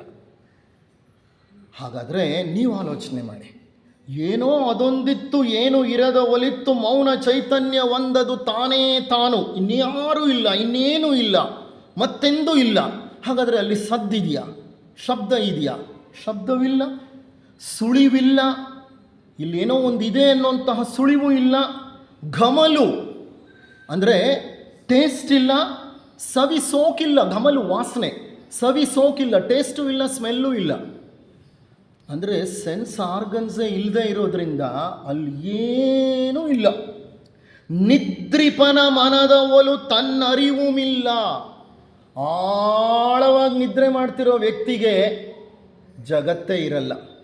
ಅವನು ಎದ್ದಾಗ ನಾನು ಬದುಕಿದ್ದೀನ, ಅವನಿಗೆ ಆ ಒಂದು ಕ್ವೆಶ್ಚನ್ ಬರುತ್ತೆ, ನಾನು ಎಲ್ಲಿದ್ದೆ ಇಷ್ಟೊತ್ತು? ಕಾರಣ ಅವನು ಅಷ್ಟು ಆ ಗಾಢ ನಿದ್ರೆಗೆ ಹೋಗ್ಬಿಟ್ಟಿದ್ದಾನೆ, ಜಗತ್ತಿನಿಂದ ಬಿಡಿಸ್ಕೊಂಡು ಬಿಟ್ಟಿದ್ದಾನೆ. ಅವನ ಸೆನ್ಸ್ ಆರ್ಗನ್ಸು ಕೆಲಸ ಮಾಡ್ತಾ ಇದ್ರೂ ಅವನ ಪ್ರಜ್ಞೆ ಒಳಮುಖವಾಗಿಬಿಟ್ಟಿದೆ, ಸುಷುಪ್ತಿಗೆ ಹೋಗ್ಬಿಟ್ಟಿದ್ದಾನೆ. ಧ್ಯಾನದ ಸುಷುಪ್ತಿ ಅಲ್ಲ, ನಿದ್ರಾ ಸುಷುಪ್ತಿ ಅದು. ಓಕೆ, ಧ್ಯಾನದ ಸುಷುಪ್ತಿಯಲ್ಲಿ ಎಚ್ಚರ ಇರುತ್ತೆ, ಇದು ನಿದ್ರಾ ಸುಷುಪ್ತಿ. ಕುಂಭಕರ್ಣನ ಥರ ನಿದ್ರೆ ಮಾಡೋನು ಎದ್ದರೆ ಜಗತ್ತಿತ್ತ ಇಷ್ಟು ದಿವಸ ನಾನು ಇರಲಿಲ್ವಲ್ಲ, ಎಲ್ಲೋಗಿದ್ದೆ ನಾನು ಅನ್ನೋಂಥ ಪ್ರಶ್ನೆ ಬರುತ್ತೆ. ಈಗ ಈ ಆದಿ ಮೂಲದಲ್ಲಿದ್ದದ್ದು ಅಂಥದ್ದೇ. ಏನಿತ್ತು ಏನಿಲ್ಲ, ಆ ಗಾಢ ನಿದ್ರೆಯಲ್ಲಿದೆ ಏನೋ ಅನ್ನೋ ಥರ ಇತ್ತು. ಅದಾದಮೇಲೆ ಏನಾಯಿತು? ಸೃಷ್ಟಿ ಪೂರ್ವದೊಳಿರ್ದುದ ಬ್ರಹ್ಮ ಸದ್ವಸ್ತು, ಸ್ಪಷ್ಟ ಬಡದ ರಹಸ್ಯದೇಕೈಕ ವಸ್ತು. ಸೃಷ್ಟಿ ಪೂರ್ವದಲ್ಲಿ ಅಂಥ ಒಂದು ಬ್ರಹ್ಮ ಸದ್ವಸ್ತುವಿತ್ತು. ಅದನ್ನೇ ಪರಬ್ರಹ್ಮನ್ ಅಂತ ಉಪನಿಷತ್ತುಗಳು ಹೇಳಿದ್ದು. ಅದನ್ನೇ ಸೀಕ್ರೆಟ್ ಡಾಕ್ಟ್ರಿನ್ ಒಯಾಹೋ ಅಂತ ಹೇಳುತ್ತೆ. OEAHOO, ಅದನ್ನು ಪ್ರೊನೌನ್ಸ್ ಮಾಡೋದು ಕಷ್ಟ ನಮಗೆ. ಒಯಾಹೋ ಅಂತ, ಅದನ್ನೇ ಅನ್ಮ್ಯಾನಿಫೆಸ್ಟ್ ಅಂತ ಹೇಳುತ್ತೆ ಅದು ಸೀಕ್ರೆಟ್ ಡಾಕ್ಟ್ರಿನ್. ಆ ಸೃಷ್ಟಿ ಪೂರ್ವದಲ್ಲಿ ಅಂಥ ಒಂದು ಪರಬ್ರಹ್ಮ ಸದ್ವಸ್ತುವಿತ್ತು, ಸ್ಪಷ್ಟ ಬಡದ ರಹಸ್ಯದೇಕೈಕ ವಸ್ತು. ಅದರ ಬಗ್ಗೆ ಯಾವ ಸ್ಪಷ್ಟತೆಯೂ ಇಲ್ಲ, ರಹಸ್ಯವಾದದ್ದು ಏಕೈಕ ವಸ್ತು, ಓನ್ಲಿ ಒನ್. ಅಂದರೆ ಅದ್ವೈತ. ದ್ವೈತವೇ ಹುಟ್ಟಿಲ್ಲ. ನಿರ್ಗುಣ, ಅದು ಸಗುಣ ಬ್ರಹ್ಮ ಅಲ್ಲ, ನಿರ್ಗುಣ ಬ್ರಹ್ಮ. ಡಿಫರೆನ್ಷಿಯೇಷನ್ನೇ ಆಗಿಲ್ಲ. ಈಗ ನೀವೊಂದು ಬೀಜ ತೆಗೆದು ಭೂಮಿಗೆ ಹಾಕ್ತೀರಿ. ಆ ಬೀಜದಲ್ಲಿ ಎಂಥ ಶಕ್ತಿ ಇದೆ ಗೊತ್ತಾ? ಮುಂದೆ ಬೆಳೆದು ದೊಡ್ಡ ಆಲದ ಮರ ಆಗೋ ಶಕ್ತಿ ಇದೆ. ಅಷ್ಟು ಶಕ್ತಿಯನ್ನು ಪೊಟೆನ್ಷಿಯಲ್, ಪ್ಲ್ಯೂರಿಪೊಟೆನ್ಷಿಯಲ್, ಅದು ಪ್ಲ್ಯೂರಿಪೊಟೆನ್ಷಿಯಲ್. ಅಂಥ ಪ್ಲ್ಯೂರಿಪೊಟೆನ್ಷಿಯಲ್ ಸಾಸಿವೆ ಅಂತ ಕಾಳನ್ನ ನೀವು ಮಣ್ಣಲ್ಲಿ ಹಾಕಿ ನೀರು ಬೆಳಕು ಕೊಟ್ಟರೆ ಅದೇನಾಗುತ್ತೆ? ಅದು ಇಟ್ ಸ್ಟಾರ್ಟ್ಸ್ ಡಿಫ್ರೆನ್ಷಿಯೇಟಿಂಗ್ ಅಂದರೆ ಮೊಳಕೆ ಹೊಡೆಯುತ್ತೆ, ಸಣ್ಣ ಕುಡಿ ಹೊರಗೆ ಬರುತ್ತೆ, ಕುಡಿಯಿಂದ ಎಲೆಗಳು ಬರುತ್ತೆ, ಕುಡಿ ಕೆಳಗೆ ಒಂದು ಕಾಂಡ ಬೆಳೆಯುತ್ತೆ, ಕಾಂಡ ಬೆಳೀತಾ ಬೆಳೀತಾ ಸುಮಾರು ಬ್ರಾಂಚ್ಗಳಾಗತ್ತೆ, ಆ ಬ್ರಾಂಚ್ಗಳಿಂದ ಎಷ್ಟೊಂದು ಎಲೆಗಳು ಬರುತ್ತೆ, ಮುಂದೆ ಅದರಲ್ಲಿ ಸಣ್ಣ ಹೂಗಳು ಬಿಡುತ್ತೆ, ಹೂಗಳು ಪೀಚಾಗತ್ತೆ, ಪೀಚು ಕಾಯಾಗತ್ತೆ, ಕಾಯಿ ಹಣ್ಣಾಗತ್ತೆ, ಹಣ್ಣಾಗಿದ್ದು ಉದುರಿ ಬೀಳುತ್ತೆ, ಉದುರಿ ಬಿದ್ದಾಗ ಅದರಲ್ಲಿ ನೋಡಿದ್ರೆ ಯಾವೊಂದು ಬೀಜವನ್ನು ನೀವು ಮಣ್ಣಲ್ಲಿ ಹಾಕಿದ್ರೋ ಅಂಥದ್ದೇ 100,000 ಬೀಜಗಳು ಅದರಲ್ಲಿರುತ್ತೆ. ಈಗ ಆ ಬೀಜ ನೋಡೋಕ್ಕೆ ಹೆಂಗಿತ್ತು? ಬೆಳೀತಾ ಬೆಳೀತಾ ಅದರಲ್ಲಿ ಎಲೆಗಳಾಯಿತು, ಅದರಲ್ಲಿ ಕಾಂಡ ಬೆಳೀತು, ಅದರಲ್ಲಿ ಶಾಖೆಗಳು ಬೆಳೀತು, ಹೂಗಳು ಬೆಳೀತು, ಪೀಚುಗಳಾಯಿತು, ಮೊಗ್ಗುಗಳಾಯಿತು, ಹೂಗಳಾಯಿತು, ಹಣ್ಣುಗಳಾಯಿತು, ಕಾಯಿಗಳಾಯಿತು. It differentiated. ಅರ್ಥ ಆಯ್ತಾ? ಮಗು ಹುಟ್ಟಕ್ಕೆ ಮೊದಲು ತಂದೆ ತಾಯಿಯರ ಒಂದೊಂದು ಜೀವಕೋಶ ಸೇರಿ ಝೈಗೋಟ್ ಅಂತ ಆದಾಗ ಅದು ಒಂದೇ ಏಕಕೋಶ. ಆ ಏಕಕೋಶದಲ್ಲಿ ಯಾವ ಅವಯವಗಳು ಇರೋದಿಲ್ಲ.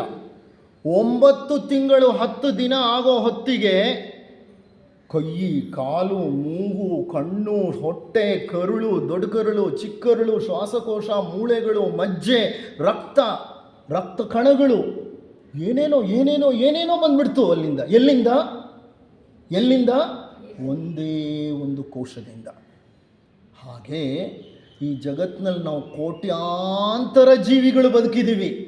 ಈ ಕೋಟ್ಯಾಂತರ ಜೀವಿಗಳಿಗೆ ಆದಿಮೂಲ ಯಾವುದು? ನಾನೀಗ ನಿಮ್ಗೆ ಹೇಳ್ತಿದ್ದೀನಲ್ಲ, ಅದು ಆದಿಮೂಲ. ಸೃಷ್ಟಿಗೆ ಮುಂದೆ ಇದ್ದ ಮೂಲ, ಸೃಷ್ಟಿಗೆ ಹಿಂದೆ ಇದ್ದ ಮೂಲ, ಸೃಷ್ಟಿಯ ಹಿಂದೆ, ಸೃಷ್ಟಿಗೆ ಗತದಲ್ಲಿ ಇದ್ದಂಥ ಮೂಲ.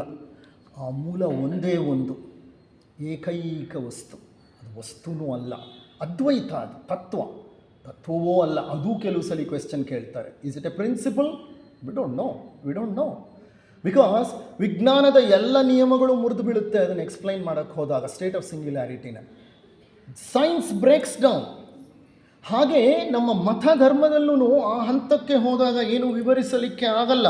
ಅದಕ್ಕೆ ಅವರು ಹೇಳ್ತಾರೆ, ಸ್ಪಷ್ಟಪಡದ ರಹಸ್ಯದ ಏಕೈಕ ವಸ್ತು ಚೇಷ್ಟಿಸದ ಮಾಶಕ್ತಿಯ ಗುಹೆಯೊಳಡಗಿತ್ತು.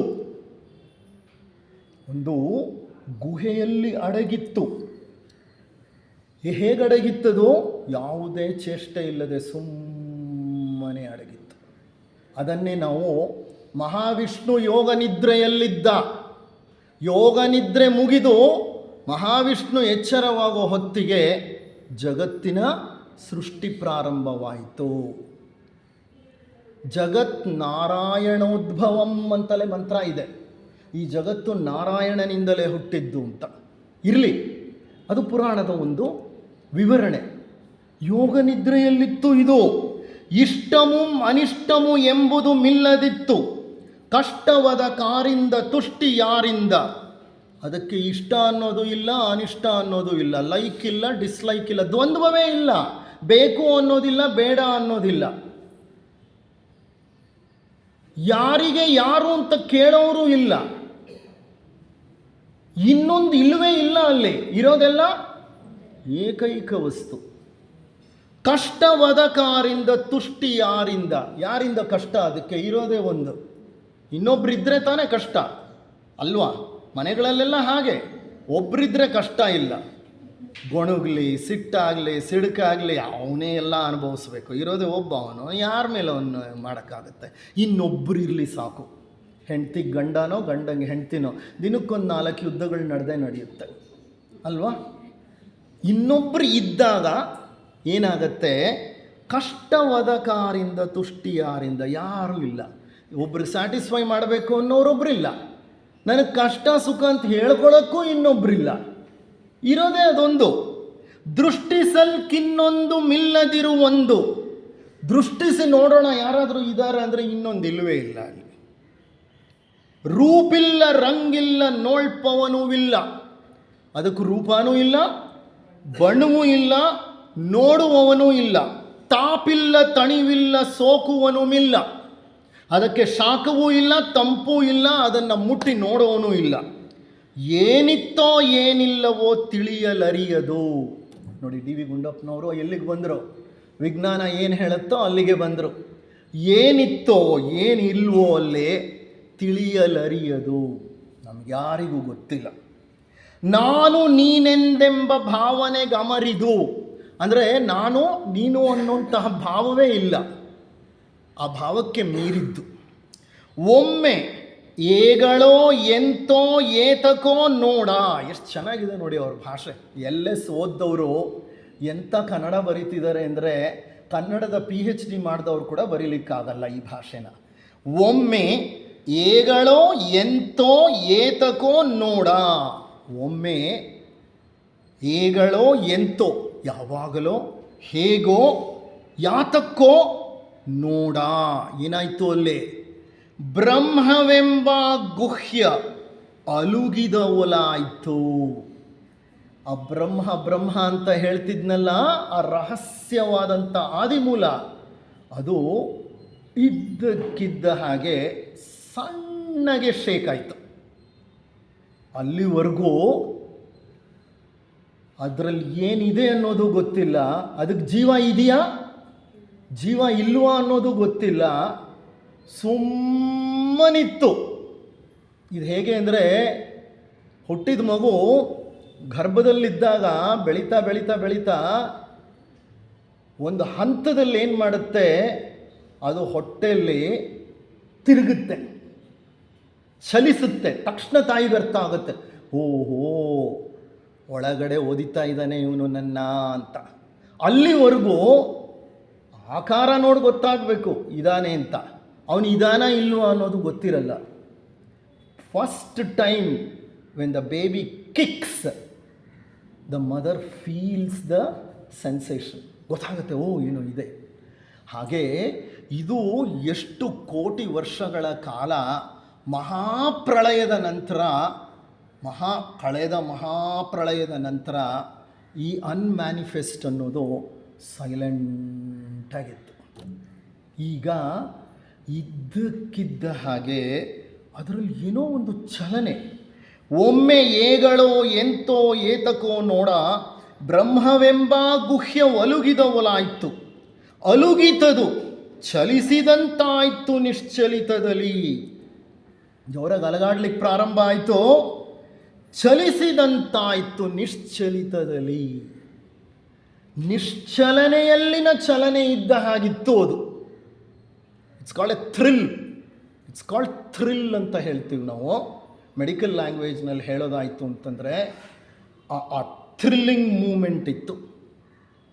ಅಲ್ಲಿಗೆ ಏನಾಯಿತು, ಮಹಾವಿಷ್ಣುವಿನ ಯೋಗ ನಿದ್ರೆ ಮುಗಿದು ಹೋಯಿತು. ಮಹಾಪ್ರಳಯದ ನಂತರ ಒಂದು ಕಲ್ಪಕಾಲ ಮುಗಿದು ಹೋಯಿತು. ಆ ಕಲ್ಪಕಾಲ ಪೂರ್ತಿ ಯೋಗ ನಿದ್ರೆಯಲ್ಲಿ ಮುಗಿದು ಹೋಯಿತು. ಇನ್ನೊಂದು ಕಲ್ಪ ಈಗ ಪ್ರಾರಂಭವಾಯಿತು. ಮಹಾಕಲ್ಪ, ಗ್ರಹಕಲ್ಪವಲ್ಲ, ಸರಪಳಿ ಕಲ್ಪವಲ್ಲ, ಇದು ಮಹಾಕಲ್ಪ. ನಾನು ಮಾತನಾಡ್ತಿರೋದು ಮತ್ತೊಂದು ಮಹಾಕಲ್ಪ ಪ್ರಾರಂಭವಾಯಿತು. ನಾವೇನು ಹೇಳ್ತೇವೆ, ಕಲ್ಪಕಾಲದ ಅಂತ್ಯದಲ್ಲಿ ಮಹಾಪ್ರಳಯ ಸಂಭವಿಸುತ್ತೆ. ಮಹಾಪ್ರಳಯದ ನಂತರ ಮತ್ತೆ ಸೃಷ್ಟಿ ಪ್ರಾರಂಭವಾಗುತ್ತೆ. ತಕ್ಷಣ ಅಲ್ಲ, ಮಹಾಪ್ರಳಯದ ನಂತರ ದೀರ್ಘ ನಿದ್ರೆ,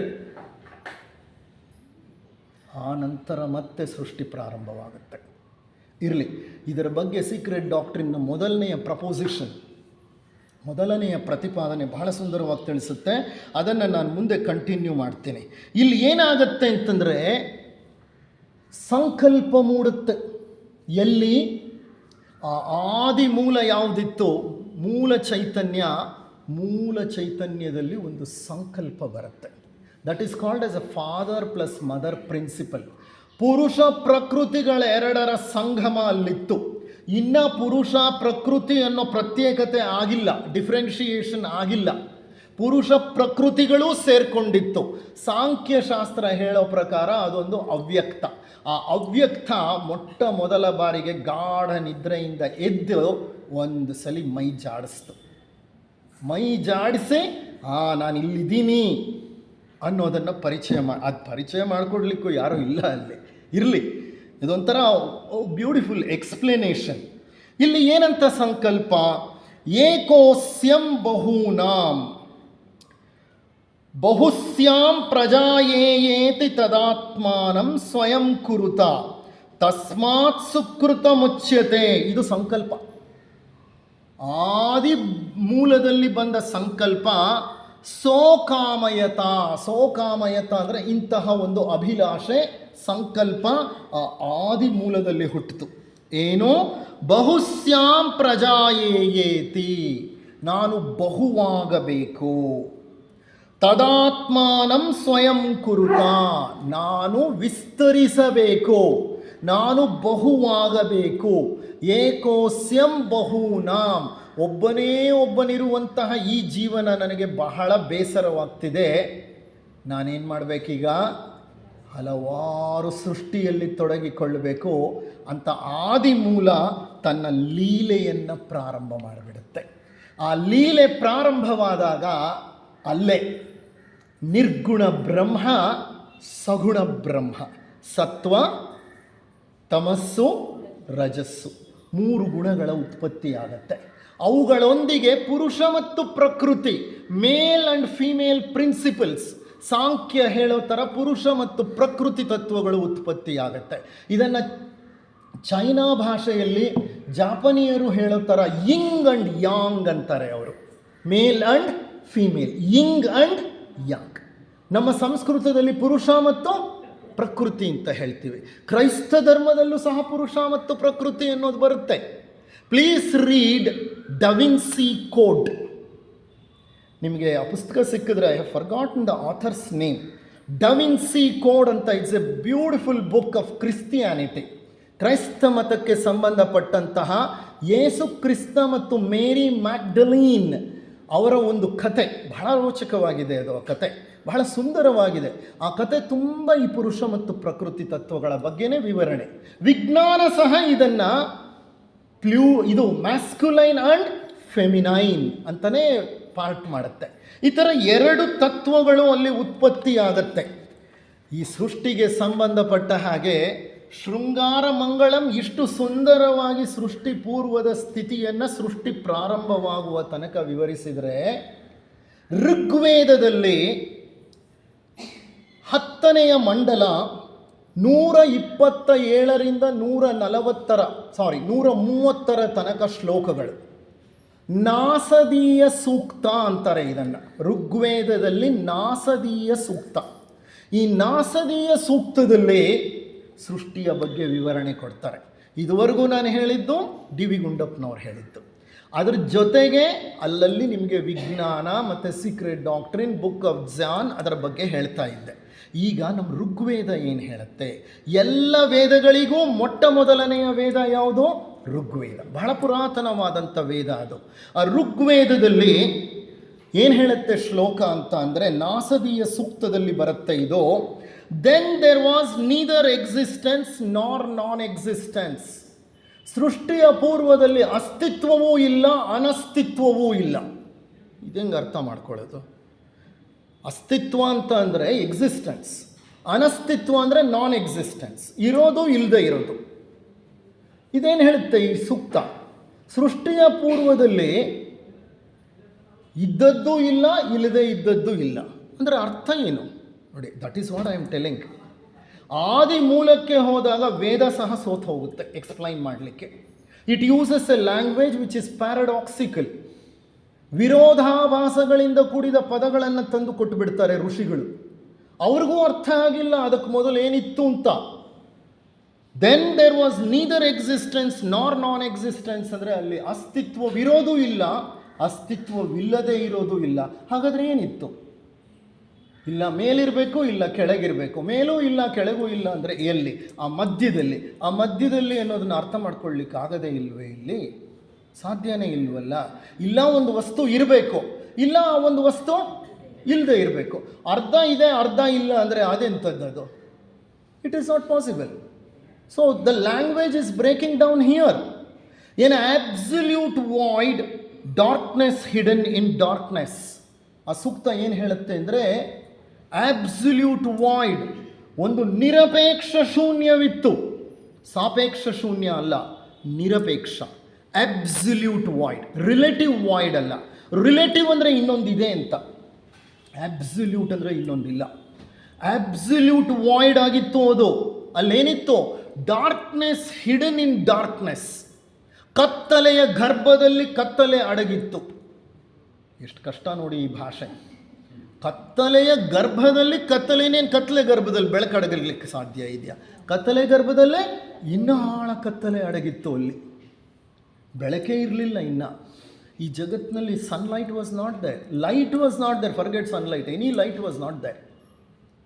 ವಾ, ಅದು ಯಾವ ಥರದ್ದು! ದಯವಿಟ್ಟು ನಾನೀಗ ಹೇಳ್ತಾ ಇರೋ ಈ ವಿಷಯವನ್ನು ನೀವು ಕಲ್ಪನೆ ಮಾಡ್ಕೊಳ್ಳಿಕ್ಕೆ ಹೋಗಿ, ನಿಮ್ಮ ಪ್ರಜ್ಞೆ ಮೇಲಕ್ಕೆ ಹೋಗಬೇಕು.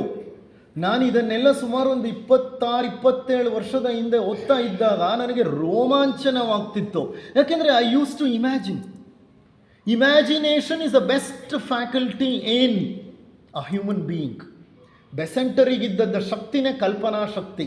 ಚಿಕ್ಕ ವಯಸ್ಸಿನಲ್ಲೇ ಮಹಾಕಲ್ಪನಾ ಶಕ್ತಿ ಇತ್ತು ಅವರಿಗೆ, ಬಹಳ ಬೆಳೆದ ಕಲ್ಪನಾ ಶಕ್ತಿ ಇತ್ತು ಅವರಿಗೆ. ನೀವು ಇಮ್ಯಾಜಿನ್ ಮಾಡ್ಕೋಬೇಕಿದ್ದನ್ನು. ಸುಮ್ಮನೆ ಪದಗಳನ್ನು ಕೇಳಿಸ್ಕೊಂಡ್ರೆ ಇದು ಅರ್ಥ ಆಗೋದಿಲ್ಲ. Can such A situation? ಏನೂ ಇಲ್ಲ, ಬೆಳಕು ಇಲ್ಲ, ಬಿಸಿ ಇಲ್ಲ, ತಂಪಿಲ್ಲ, ಗಾಳಿ ಇಲ್ಲ, ಆಕಾಶ ಇಲ್ಲ, ವಸ್ತು ಇಲ್ಲ, ಶಕ್ತಿ ಇಲ್ಲ, ಕಾಲ ಪ್ರಾರಂಭ ಆಗಿಲ್ಲ, ಮತ್ತು ಅಂತರಿಕ್ಷವೂ ಇಲ್ಲ, ಸ್ಥಳನೂ ಇಲ್ಲ. ಅದೆಂಥದ್ದು? ಹೆಂಗಿತ್ತು ಹಾಗಾದರೆ ಅದು? ಬಹಳ ಅದ್ಭುತವಾಗಿತ್ತು. ನಮ್ಮ ಮನಸ್ಸಿಗೆ ಮೀರಿದ್ದು ಅದು. N absolute void, darkness hidden in darkness, neither time nor space, only ಮೋಷನ್ಲೆಸ್ vibration. Rigveda ಹೇಳ್ತಿದೆ ಈ ಮಾತು.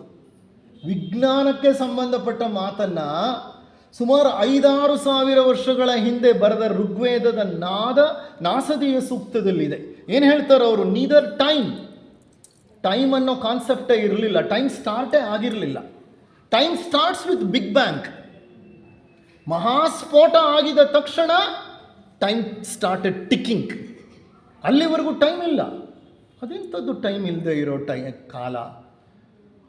Completely difficult to understand. Neither time nor space, ಸ್ಥಳನೂ ಇಲ್ಲ, ಕಾಲ ಅನ್ನೋದು ಇರಲಿಲ್ಲ. ಓನ್ಲಿ ಮೋಷನ್ಲೆಸ್ ವೈಬ್ರೇಷನ್, ಬರೀ ಚಲನೆ ಇಲ್ಲದ ಕಂಪನಗಳಿತ್ತಂತೆ. ಇದೆಂಥ ಕಂಪನಗಳು? ಕಂಪನ ಅಂದಮೇಲೆ ಚಲನೆ ಇರಲೇಬೇಕು ತಾನೆ. When vibration is there, motion or movement should be there ಅಂತಾನೆ. ಇವ್ರು ಹೇಳ್ತಾ ಇರೋದೇನು? Motionless vibration. ವೈಬ್ರೇಷನ್ ಇದೆಯಂತೆ, ಬಟ್ ಮೋಷನ್ ಇಲ್ವಂತೆ. ಇದು ವಿಜ್ಞಾನಕ್ಕೆ ಅರ್ಥ ಆಗಲ್ಲ. ಇದು ನಮ್ಮ ಭಾಷೆಗೂ ಸಿಲುಕಲ್ಲ, ನಮ್ಮ ಇಮ್ಯಾಜಿನೇಷನ್ಗೂ ಸಿಲುಕಲ್ಲ. ಎಂತಹ ಕಂಪನ ಅಂದರೆ ನಿಶ್ಚಲಿತದಲ್ಲಿ ಚಲನೆ. ಅದನ್ನೇ ಡಿ ವಿ ಗುಂಡಪ್ಪನವ್ರು ಆಗಲೇ ಹೇಳಿದ್ದು. ನಿಶ್ಚಲಿತದಲ್ಲಿ ಚಲನೆ ಇತ್ತಂತೆ. Alone in its glory as in deep meditation. ಅದು ತನ್ನದೇ ಆದಂಥ ವೈಭವ ವಿಜೃಂಭಣೆಯಲ್ಲಿತ್ತು. ತನ್ನದೇ ಆದ ಒಂದು ಪ್ರಜ್ಞೆ, ಅದು ಆತ್ಯಂತಿಕ ಪ್ರಜ್ಞೆ, ಮೂಲ ಪ್ರಜ್ಞೆ, ಆದಿಮೂಲ ಪ್ರಜ್ಞೆ. It is absolute consciousness, totally undifferentiated consciousness. ಅಂತಹ alone in its glory as in deep meditation, ಆಳವಾದ ಧ್ಯಾನದಲ್ಲಿದ್ದಂಗಿತ್ತಂತೆ ಅದು. ಇದು ನಾಸದಿಯ ಸೂಕ್ತದ 10ನೇ ಮಂಡಲ 126-7 ಪ್ರಾರಂಭ ಆಗಿ 130ನೇ ಶ್ಲೋಕದ ತನಕ ಈ ವಿವರಣೆ ಇದೆ. ಇಷ್ಟು ವಿವರಣೆ ಕೊಟ್ಟರು ಋಗ್ವೇದ, ಅದೇನು ಅನ್ನೋದು ನಮ್ಮ ಮನಸ್ಸಿಗೆ ಅರ್ಥ ಆಗ್ತಿಲ್ಲ. ಯಾಕಾಗ್ತಿಲ್ಲ ಹೇಳಿ? ನಮ್ಮ ಮನಸ್ಸು ಕೆಲಸ ಮಾಡೋದು 3 ಡೈಮೆನ್ಷನಲ್ ವರ್ಲ್ಡಲ್ಲಿ. ಅರ್ಥ ಆಯ್ತಾ? ಇದು ಡೈಮೆನ್ಷನ್ಲೆಸ್ ವರ್ಲ್ಡ್. ಇದು ಡೈಮೆನ್ಷನ್ಸೇ ಉತ್ಪತ್ತಿ ಆಗಿಲ್ಲ, ಯಾವ ಡೈಮೆನ್ಷನ್ನು ಇಲ್ಲ ಇಲ್ಲಿ. ಡೈಮೆನ್ಷನ್ ಲೆಸ್ ಅನ್ನೋದನ್ನ ನಾನು ನನ್ನ 3D 4D ವರ್ಲ್ಡಲ್ಲಿ ಕಲ್ಪನೆ ಮಾಡ್ಕೊಳ್ಳಿಕ್ಕೆ ಸಾಧ್ಯ ಇದೆಯಾ? Impossible even to imagine, because my mind doesn't work there. My brain fails to understand because brain has a conceptual framework. ಆ ಫ್ರೇಮ್ವರ್ಕ್ನಲ್ಲೇ ಅದು ಎಲ್ಲವನ್ನು ಅರ್ಥ ಮಾಡ್ಕೊಳ್ಳೋದು. ಈಗ ನಾನು ಲಕ್ಷ್ಮೀಶ ಅವ್ರನ್ನ ಅರ್ಥ ಮಾಡ್ಕೋಬೇಕು ಅಂತಂದರೆ ಅವರು 3D ಪಿಕ್ಚರು. 3D ಪಿಕ್ಚರ್ ಅಂದರೆ ಏನು? ಅವ್ರು ಇಷ್ಟು ಎತ್ತರ ಇದ್ದಾರೆ, ಅವ್ರಿಗೆ ಈ ಥರ ಮೀಸೆ ಇದೆ, ಅವ್ರ ಮುಖ ಹೀಗಿದೆ, ಅವ್ರ ಕೈಕಾಲುಗಳು ಹೀಗಿದೆ. I have A image like that. ಈಗ ಇದನ್ನು ಯಾವ ರೀತಿ ಇದನ್ನು ಅರ್ಥ ಮಾಡ್ಕೊಳ್ತೀರಿ? ಆದಿ ಮೂಲವನ್ನು. ಅದಕ್ಕೆ ಉದ್ದ ಇಲ್ಲ, ಅಗಲ ಇಲ್ಲ, ಶಕ್ತಿ ಇಲ್ಲ, ಬಲ ಇಲ್ಲ, ಸದ್ದಿಲ್ಲ, ನೋಡೋಕ್ಕೆ ಅದಕ್ಕೆ ರೂಪ ಇಲ್ಲ, ರಂಗಿಲ್ಲ, ತಾಪ ಇಲ್ಲ, ತಣಿವಿಲ್ಲ, ಏನೂ ಇಲ್ಲ ಅಂದಾಗ ಅದನ್ನು ಏನರ್ಥ ಮಾಡ್ಕೊಳ್ತೀರಿ ನೀವು? ಅದು ಆದರೆ ಅದು ಶೂನ್ಯ ಅಲ್ಲ, ಅದು ಶೂನ್ಯ ಅಲ್ಲ. ಬೌದ್ಧರು ಅದನ್ನು ಶೂನ್ಯ ಅಂತ ಕರೀತಾರೆ, ಶೂನ್ಯತಾ ಅಂತ ಕರೀತಾರೆ. ಆದರೆ ವಿಜ್ಞಾನ ಹೇಳುತ್ತೆ, ಕ್ಯಾರೆಲ್ ವರ್ನರ್ ಅನ್ನುವಂತಹ ಒಬ್ಬ ಅಸ್ಟ್ರಾನಮರ್, ಎ ಫೇಮಸ್ ಅಸ್ಟ್ರಾನಮರ್, ದೊಡ್ಡ ಖಗೋಳಶಾಸ್ತ್ರಜ್ಞ, he writes about the creation hymn. ಆತ ಈ ಋಗ್ವೇದದ ಈ ಸೂಕ್ತವನ್ನು ನೋಡಿ, ನಮ್ಮಲ್ಲೇ ಹಿಂದೂಗಳಾಗಿ ನಾವೇ ಋಗ್ವೇದದ ಈ ಸೂಕ್ತಗಳನ್ನು ಓದಿಲ್ಲ. ನಾನು ಈಗ ಯಾವಾಗಲೂ ಒಂದು 10-15 ವರ್ಷದ ಹಿಂದೆ ಈ ನಾಸದೀಯ ಸೂಕ್ತದ ಪರಿಚಯ ನನಗಾಗಿದ್ದು. ಅಲ್ಲಿವರೆಗೂ ನನಗೆ ಗೊತ್ತಿರಲಿಲ್ಲ. ಈತ ಯುರೋಪಿಯನ್ ಅಸ್ಟ್ರಾನಮರ್. ಆತ ಈ ಒಂದು ಸೂಕ್ತವನ್ನು ಉದಾಹರಣೆಗೆ ತಗೊಂಡು ಹೇಳ್ತಾನೆ, the him does not describe a state of nothingness. ಈ ಸೂಕ್ತ ಶೂನ್ಯವನ್ನು ವಿವರಿಸುತ್ತಿಲ್ಲ. ಈ ಸೂಕ್ತದ ಪ್ರಕಾರ ಅದು ಶೂನ್ಯವಲ್ಲ, ಆದಿ ಮೂಲದಲ್ಲಿದ್ದದ್ದು ಶೂನ್ಯವಲ್ಲ, ಅದು ಶೂನ್ಯದ ವಿವರಣೆಯಲ್ಲ. ಹಾಗಾದರೆ ಈ ಸೂಕ್ತ ಏನು ಹೇಳುತ್ತೆ ಅಂತಂದರೆ, ದಟ್ ಒನ್ ಅಂತಾನೆ ಆತ. ದಟ್ ಒನ್ ಅಂದರೆ ತದೇಕಂ, ತದ್ ಏಕಂ, ಅದು ಏಕವಾದದ್ದು. ಆ ತದ್ ಏಕಂ, that one which is spaceless, timeless, yet in its own dynamic and soul free, this absolute. ಅದಕ್ಕೆ ಯಾವ ಡೈಮೆನ್ಷನ್ಸು ಇಲ್ಲ ಅಂದ್ರೂ ಅದು ಶೂನ್ಯವಲ್ಲ, ಅದು ಆಬ್ಸಲ್ಯೂಟ್, ನಿರಪೇಕ್ಷ ತತ್ವ ಅಂತ ವಿಜ್ಞಾನಿ ಹೇಳ್ತಿರೋ ಮಾತಿದು, ತತ್ವಶಾಸ್ತ್ರಜ್ಞ ಹೇಳ್ತಿರೋ ಮಾತಲ್ಲ. ಈ ವಿಜ್ಞಾನಿ ಏನನ್ನು ತೆಗೆದಿದ್ದಾನೆ, ಹೆಕ್ಕಿ ಸೃಷ್ಟಿಗೆ ಸಂಬಂಧಪಟ್ಟ ಎಲ್ಲ ಸಾಹಿತ್ಯವನ್ನು ಕೆದಕಿ ತೆಗೆದು ನಮ್ಮ ಋಗ್ವೇದದ ನಾಸದೀಯ ಸೂಕ್ತಕ್ಕೆ ಹೋಗಿ, ಅದು ಸಂಸ್ಕೃತದಲ್ಲಿ ಬರೆದಿದ್ರೂ ಆ ಸಂಸ್ಕೃತದ ಸೂಕ್ತಕ್ಕೆ ಕೊಟ್ಟಿರುವಂಥ ಇಂಗ್ಲೀಷ್ ವಿವರಣೆಯನ್ನೆಲ್ಲ ಓದಿ ಅರ್ಥ ಮಾಡಿಕೊಂಡು ಅದನ್ನು ತನ್ನ ಪುಸ್ತಕದಲ್ಲಿ ವಿವರಿಸುತ್ತಾ, it is not the void which the hymn says about absolute, ಒಂದು ನಿರಪೇಕ್ಷ ತತ್ವವನ್ನು ಪ್ರತಿಪಾದಿಸುತ್ತೆ ಅದು ಅಂತ ಹೇಳ್ತಾನೆ. ಇಷ್ಟು ಹೇಳ್ತಾ ಕೊನೆಯ ಒಂದು ಮಾತನ್ನು ಹೇಳಿ ಈ ಒಂದು ಉಪನ್ಯಾಸವನ್ನು ಮುಕ್ತಾಯ ಮಾಡ್ತೇನೆ. Have you heard of a person called Carl Sagan? Just make a note of it. ನೀವೆಲ್ಲ ಮೊಬೈಲ್ಗಳಲ್ಲಿ ಸರ್ಚ್ಗೆ ಹೋಗಿ ಹಲವಾರು ವಿಷಯಗಳನ್ನು ಸರ್ಚ್ ಮಾಡ್ತೀರಲ್ವಾ, ಈಗ ಈ ವಿಷಯನ ಸರ್ಚ್ ಮಾಡಿ. Carl Sagan, CARL SAGAN, Sagan. Carl Sagan ಅನ್ನುವಂಥವನು ಎ ಗ್ರೇಟ್ ಆಸ್ಟ್ರೋಫಿಸಿಸಿಸ್ಟ್. ಆತ ಖಗೋಳ ಭೌತಶಾಸ್ತ್ರಜ್ಞ. He was a towering personality in astrophysics. ಖಗೋಳ ಭೌತಶಾಸ್ತ್ರದಲ್ಲಿ ಬಹಳ ಸಂಶೋಧನೆಗಳನ್ನು ಮಾಡಿದವನು. ನೀವು BBC-ಗೆ ಹೋಗಿ ಕಾರ್ಲ್ ಸಗನ್ ಕಾಸ್ಮಾಸ್ ಅಂತ ಹಾಕಿದ್ರೆ ವಿಡಿಯೋಗಳು ಬರುತ್ತೆ ನಿಮ್ಮ ಮುಂದೆ, ಸುಮಾರು ವಿಡಿಯೋಗಳಿದೆ. ಆತ ಸೃಷ್ಟಿಯ ಬಗ್ಗೆ wonderful videos. If you know English you really enjoy it. ಅದು ವಿಡಿಯೋಗಳ ವಿವರಣೆ. ಅದು ಅಖಿಲಾಂಡಕೋಟಿ ಬ್ರಹ್ಮಾಂಡವನ್ನು ಟೆಲಿಸ್ಕೋಪ್ಗಳ ಪಿಕ್ಚರ್ನ ತೋರಿಸ್ತಾ ಹೋಗ್ತಾನೆ ಆತ.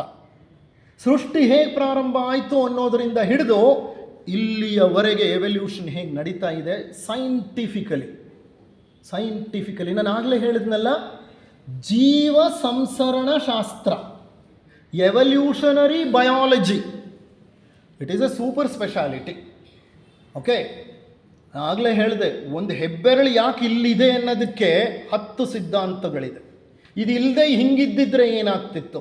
ಹಿಂಗಿದ್ದಿದ್ದರೆ ಮನುಷ್ಯನಿಗೆ ಎಷ್ಟೋ ಕೆಲಸಗಳು ಮಾಡಲಿಕ್ಕೆ ವಿಜ್ಞಾನ ಪ್ರಪಂಚ ಇಷ್ಟು ಮುಂದುವರಿತಾನೆ ಇರಲಿಲ್ಲ. ಈ ಬೆರಳು ಹಿಂಗೆ ಬಂದಿದ್ದಕ್ಕೆ, ಇದು ಹಿಂಗೆ ಮಡಚೋದ್ರಿಂದ there are so many things which are possible.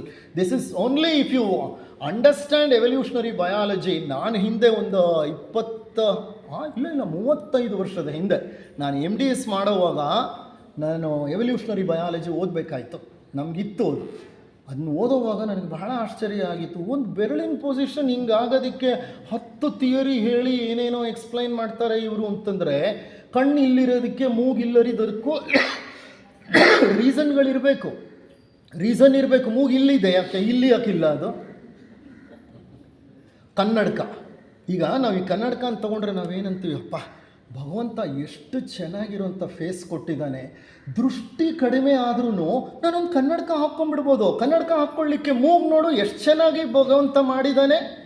ಭಗವಂತ ಮೂಗು ಮಾಡಿದ್ದಲ್ಲ, ನಾನು ಆ ಮೂಗಿಗೆ ಅಡ್ಜಸ್ಟ್ ಆಗುವಂಥ ಸ್ಪೆಕ್ಸ್ನ ನಾನು ಮಾಡಿದ್ದೀನಿ. ಅರ್ಥ ಆಯ್ತಾ? ಅದರ್ಥ ಮಾಡ್ಕೋಬೇಕು. See, these are all ಒಂಥರ very inter concepts, very easy to tell but very sensitive, delicate and ಬಹಳ ಆಳವಾದಂಥ ವಿಷಯಗಳು ಇವೆಲ್ಲ, ಬಹಳ ಆಳವಾದಂಥ ವಿಚಾರಗಳು. ಕಾರ್ಲ್ ಸಗನ್ ತನ್ನ ಕಾಸ್ಮಾಸ್ ಅನ್ನೋ ವಿಡಿಯೋ ಸೀರೀಸಲ್ಲಿ BBC ಈಗಲೂ ಸಿಕ್ಕುತ್ತೆ ನಿಮಗೆ ಹೋದರೆ, he will start explaining what a fantastic writer he is. ಬರೀ ಖಗೋಳ ಭೌತಶಾಸ್ತ್ರಜ್ಞ ಅಲ್ಲ, ಅತ್ಯಂತ ಉತ್ತಮ ಲೇಖಕ. ನನ್ನ ಹತ್ರ ಆತನ ಪುಸ್ತಕ ಇದೆ, ಕಾಸ್ಮಾಸ್ ಅಂತ. ಕಾಸ್ಮಾಸ್ ಅಂತಂದರೆ ಅಖಿಲಾಂಡ ಕೋಟಿ ಬ್ರಹ್ಮಾಂಡ. ಇಷ್ಟು ದಪ್ಪದ್ದು, ಇಷ್ಟೇ ಎತ್ತರ, ಅದು ಜಾಸ್ತಿ ದೊಡ್ಡದಲ್ಲ ಪುಸ್ತಕ. ನೀವು ಆರಾಮಾಗಿ ಕೈಯಲ್ಲಿ ಇಟ್ಕೊಂಡು ಓಡಾಡ್ಬೋದು. What a beautiful English. ಆ ಇಂಗ್ಲೀಷ್ಗೆ ಮಾರು ಹೋಗ್ಬಿಡ್ತೀರಿ ನೀವು ಓದ್ತಾ. ಆತ ಹೆಂಗೆ ಎಕ್ಸ್ಪ್ಲೈನ್ ಮಾಡ್ತಾನೆ ಅಂದರೆ, ಸ್ಟೋರಿ ಹೇಳ್ದಂಗೆ ಹೇಳ್ತಾನೆ ಆತ. ನಿಮಗೆ ಯಾವುದೋ ವಿಜ್ಞಾನದ ಪುಸ್ತಕ ಓದ್ತಿದ್ದೀನಿ ಅನಿಸಲ್ಲ, ನಿಮಗೆ ಯಾವುದೋ ಕತೆ ಓದ್ತಿದ್ದೀನಿ ಅನಿಸುತ್ತೆ. ನೀವೇ ಆ ಕಥೆಯಲ್ಲಿ ಒಂದು ಪ್ರೇಕ್ಷಕರ ಹಾಗೆ ಕಾಣಿಸುತ್ತೆ. ನೀವೇ ವಿಶ್ವದಲ್ಲೆಲ್ಲ ಓಡಾಡ್ತಿದ್ದೀರಿ ಆತನ ಎಕ್ಸ್ಪ್ಲನೇಷನ್ ತೊಗೊಂಡು ಅಂತ ಅನಿಸುತ್ತೆ. ಅಂತ ಕಾರ್ಲ್ ಸಗನ್ ತನ್ನ ಕಾಸ್ಮಾಸ್ ಪುಸ್ತಕವನ್ನು ಪ್ರಾರಂಭ ಮಾಡೋದು ಮೊದಲನೆಯ ಸೂಕ್ತ ಯಾವುದು ಗೊತ್ತಾ? ನಾಸದಿಯ ಮೊದಲನೆಯ ವರ್ಸ್. ಆ ವರ್ಸಿಂದ ಅವನು ಪುಸ್ತಕ ಬರೀಲಿಕ್ಕೆ ಸ್ಟಾರ್ಟ್ ಮಾಡ್ತಾನೆ. ದ ಫಸ್ಟ್ ವರ್ಸ್ ಇಸ್ ನಾಸದಿಯ ಸೂಕ್ತ. ಯಾರು ಕಾರ್ಲ್ ಸಗನ್ನು? ಭಾರತದವನಲ್ಲ, ಹಿಂದೂ ಅಲ್ಲ, ಈ ಮತದಲ್ಲಿ ಹುಟ್ಟಿದವನೇ ಅಲ್ಲ. ಆದರೆ ಅವನು ಬರೆಯೋ Cosmos, it is one of the best sellers book ಅದು. ಆ ಬುಕ್ನ ಪ್ರಾರಂಭ ಮಾಡೋದೇ ನಾಸದಿಯ ಸೂಕ್ತದಿಂದ. ಯಾವ ಸೂಕ್ತ ಅದು? Then there was neither existence nor non existence. ಆಗ ಸೃಷ್ಟಿಯ ಪೂರ್ವದಲ್ಲಿ ಅಸ್ತಿತ್ವವೂ ಇರಲಿಲ್ಲ, ಅನಸ್ತಿತ್ವವೂ ಇರಲಿಲ್ಲ. ಇದ್ದದ್ದೂ ಇಲ್ಲ, ಇಲ್ಲದೇ ಇರೋದು ಇಲ್ಲ. ಇದು ಯಾವುದು? ಇದು ಅರ್ಥ ಮಾಡ್ಕೊಳ್ಳೋದು.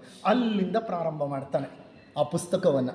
ಅಂದರೆ ಆ ನಾಸದಿಯ ಸೂಕ್ತದಲ್ಲಿ ಇನ್ನೆಂತಹ ಗೂಢಾರ್ಥವನ್ನು ನಮ್ಮ ಋಷಿಮುನಿಗಳು ಇಟ್ಟಿದ್ದಾರೆ ನಾವು ಗಮನಿಸಬೇಕು.